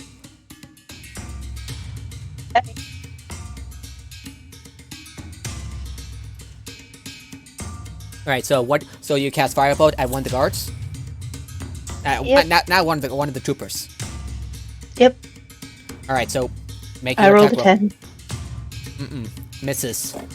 The Firebolt Yep. zips by once again and fizzles out. Yep. Would that be your turn? Yep. Okay, so Bree, I believe you're up next.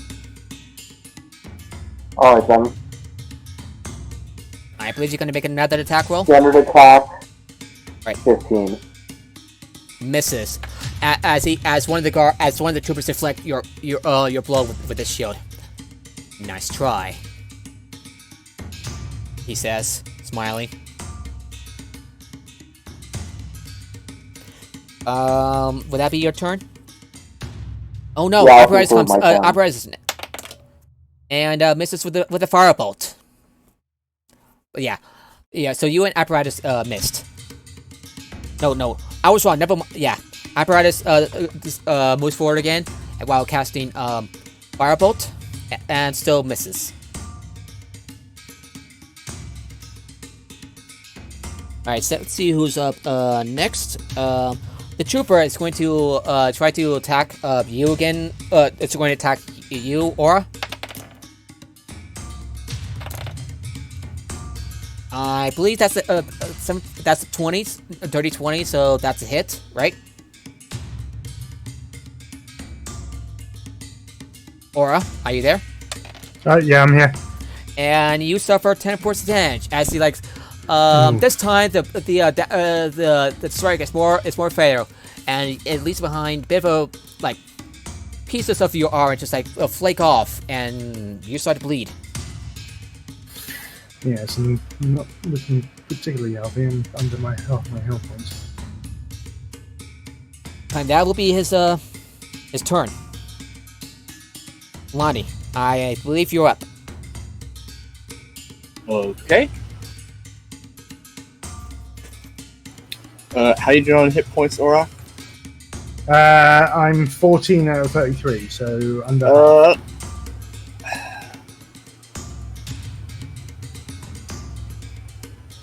Okay, though, logically, Lonnie should go back to hanging back.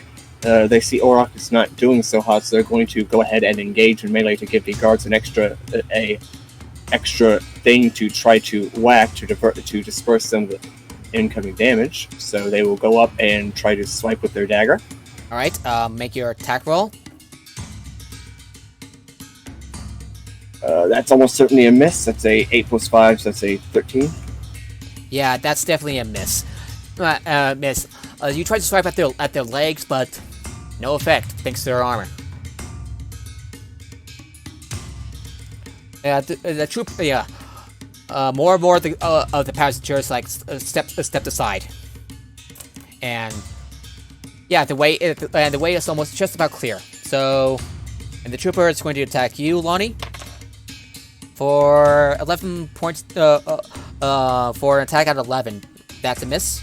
That's a miss. Alright, that'll be their... No! Aura! I'm sorry, Aura, you're up. What? You're not doing so good. You're starting to bleed. You're bleeding. Your armor is... What do you do? Okay.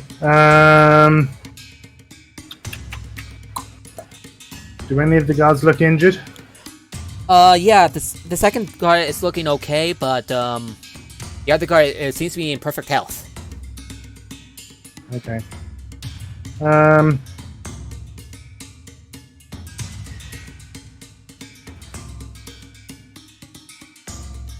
Okay, let's see. Don't want to use... Okay,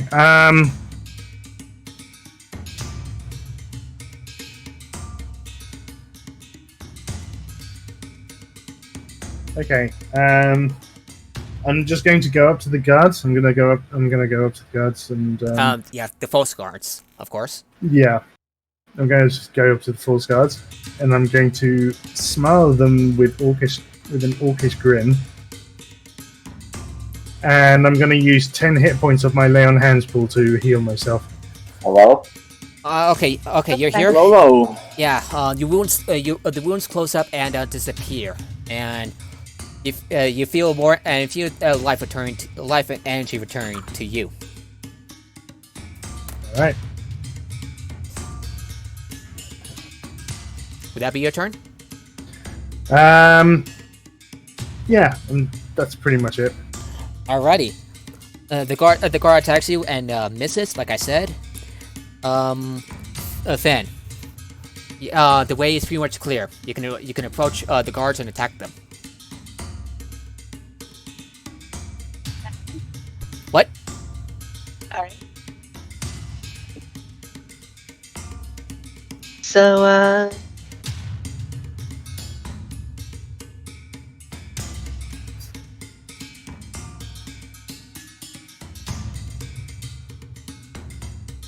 yeah, I'd like to just run up and whack them with my scimitar. Alrighty then. Are you going to the one that's more injured, or the one that's like in pretty much in perfect health? More injured. Alrighty, make your attack roll. 17. No, that's a miss. I should like swing your scimitar at him. He deflects it like just barely with barely enough time. Bree, I believe you're up. Oh, by the way, you still have your action point. So actually, would you like to roll a d6? Spend an action point and roll a d6. That means you can't regain your action points until you level up again. Just letting you know. So, do you want to spend an action point? No. Alrighty then. Bree, you're up. Alright then. Alright, so Bree, you're still surrounded by 2 troopers. Would you like to make an attack? Yeah, I'll be using Destructive Strike. That'll be your last your last superiority die until you take a short or long rest. 24. That hits. Make you so roll 2d8 plus 6. 16. Alright. As you like whack him to the back of the head with a punno, bang! He seems like dazed and a little distracted. A little disoriented, like a little disoriented, and just seems to be more than enough, and seems to be on the verge of dying. Like blood running down his nose and everything. Yeah, even though like a sneeze at him would seem to make him die or something. Would that be your turn? That'll be my turn. Alrighty. The war for apparatus makes someone hands them over like something like a bottle in their hands, and they're going to cast carries on and then casts Firebolt again. And yeah, that's a hit. And the firebolt just like pierces through the dying guards, the dying trooper's head, and he falls to the ground, dead. That'll be their turn. You bastard! The remaining guard says, and charges at you. Roars and attacks at apparatus, and in his rage misses. And misses as the warforged like steps aside, avoiding the swing of the flail. With the guard's charge, did he disengage? No. Disengage. No. He did not disengage. So opportunity attack. From, let's see, that would be from Aura, me, and Bree, I guess. All right, let's make this quick. Each of you make an attack roll.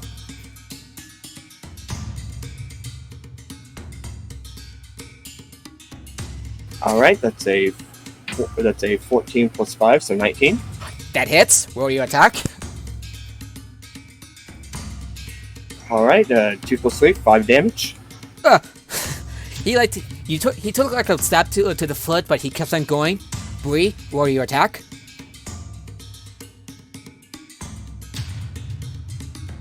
Yeah, I'll just use a standard attack. That's pretty much what it is. So the standard attack. Here we go.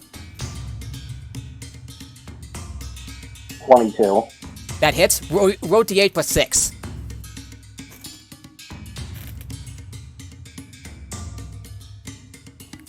$17.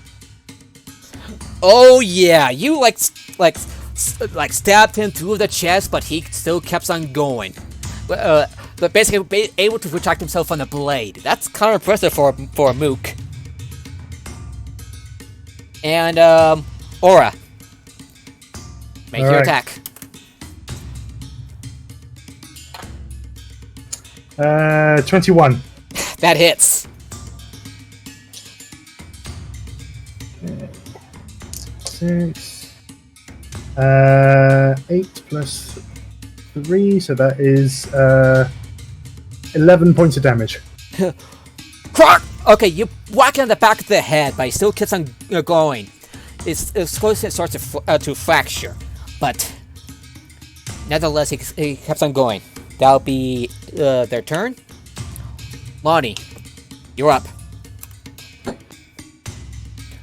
All right, being that he's run up to someone else and he's no longer threatening people currently at low health, I'm just going to go ahead and do a firebolt at this point.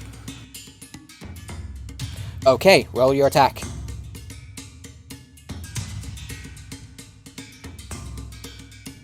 All right, that is a 12 plus 6, so 18. That definitely hits. Roll your attack. Roll your damage. Okay, so that's D10. That was only 4. 4 plus. There's no additional. All right, so you got at the back of the at his back, and Smoke seems to trail out of it. He's almost done for by the looks of it. Would that be your turn? That'll be all I can do. Alrighty, Aura, what would you like to do? He's the guy's about 30 feet away from you, and he's near the Warforged, in your apparatus.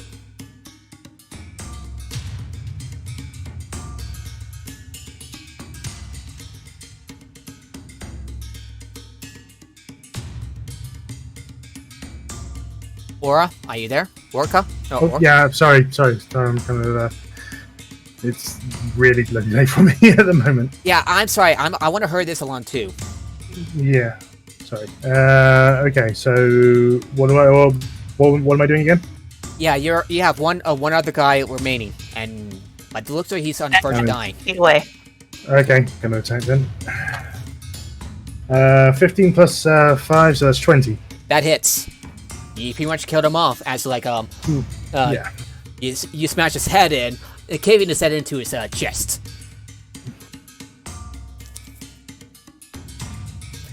What say we pick up next session at from here rather than because it is late for some people. We're almost done with this, so... Okay, yeah, so he caves in and he falls down to the ground, dead, and everything seems to like calm down. The passengers mutter about the not sure what is happening. Happening.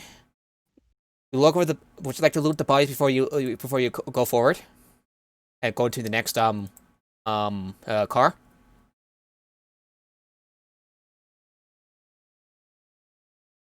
I think we're in a bit of a rush, so if anything, just a cursory one to start. Yeah, cursory one. Whatever. Yeah. Well, make an investigation check, each of you. Apparatus rolled a 24. Among the you do not find any authorization crystals. However, you did find okay, you not only did you find the same ring, the bands of loyalty, you also find a key that seems to open to the next door.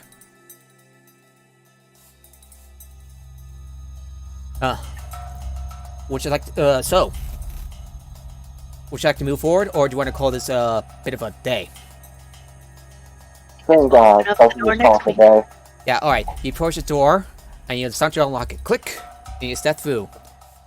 And with that, we're going to call this one a day. Alrighty. A bit of a good job, everybody. So keep in mind of So yeah, I hope you all had fun. Yeah, it was fun. Yeah, that was enjoyable. So I'll just go and play with you guys next week. Alrighty, then. Let's. Yep. See you next time. Yeah. Yeah. Let's see who's still on. So yeah. Whew, have a good night, everybody. Let's see. Let's think who's still on. So. Yeah. Yeah, I gotta get some stuff prepped. Anyway, so I will talk to y'all later. I think all late. Let's finish this next week. So. Yep. Here See ya. comes the cavalry. Bye.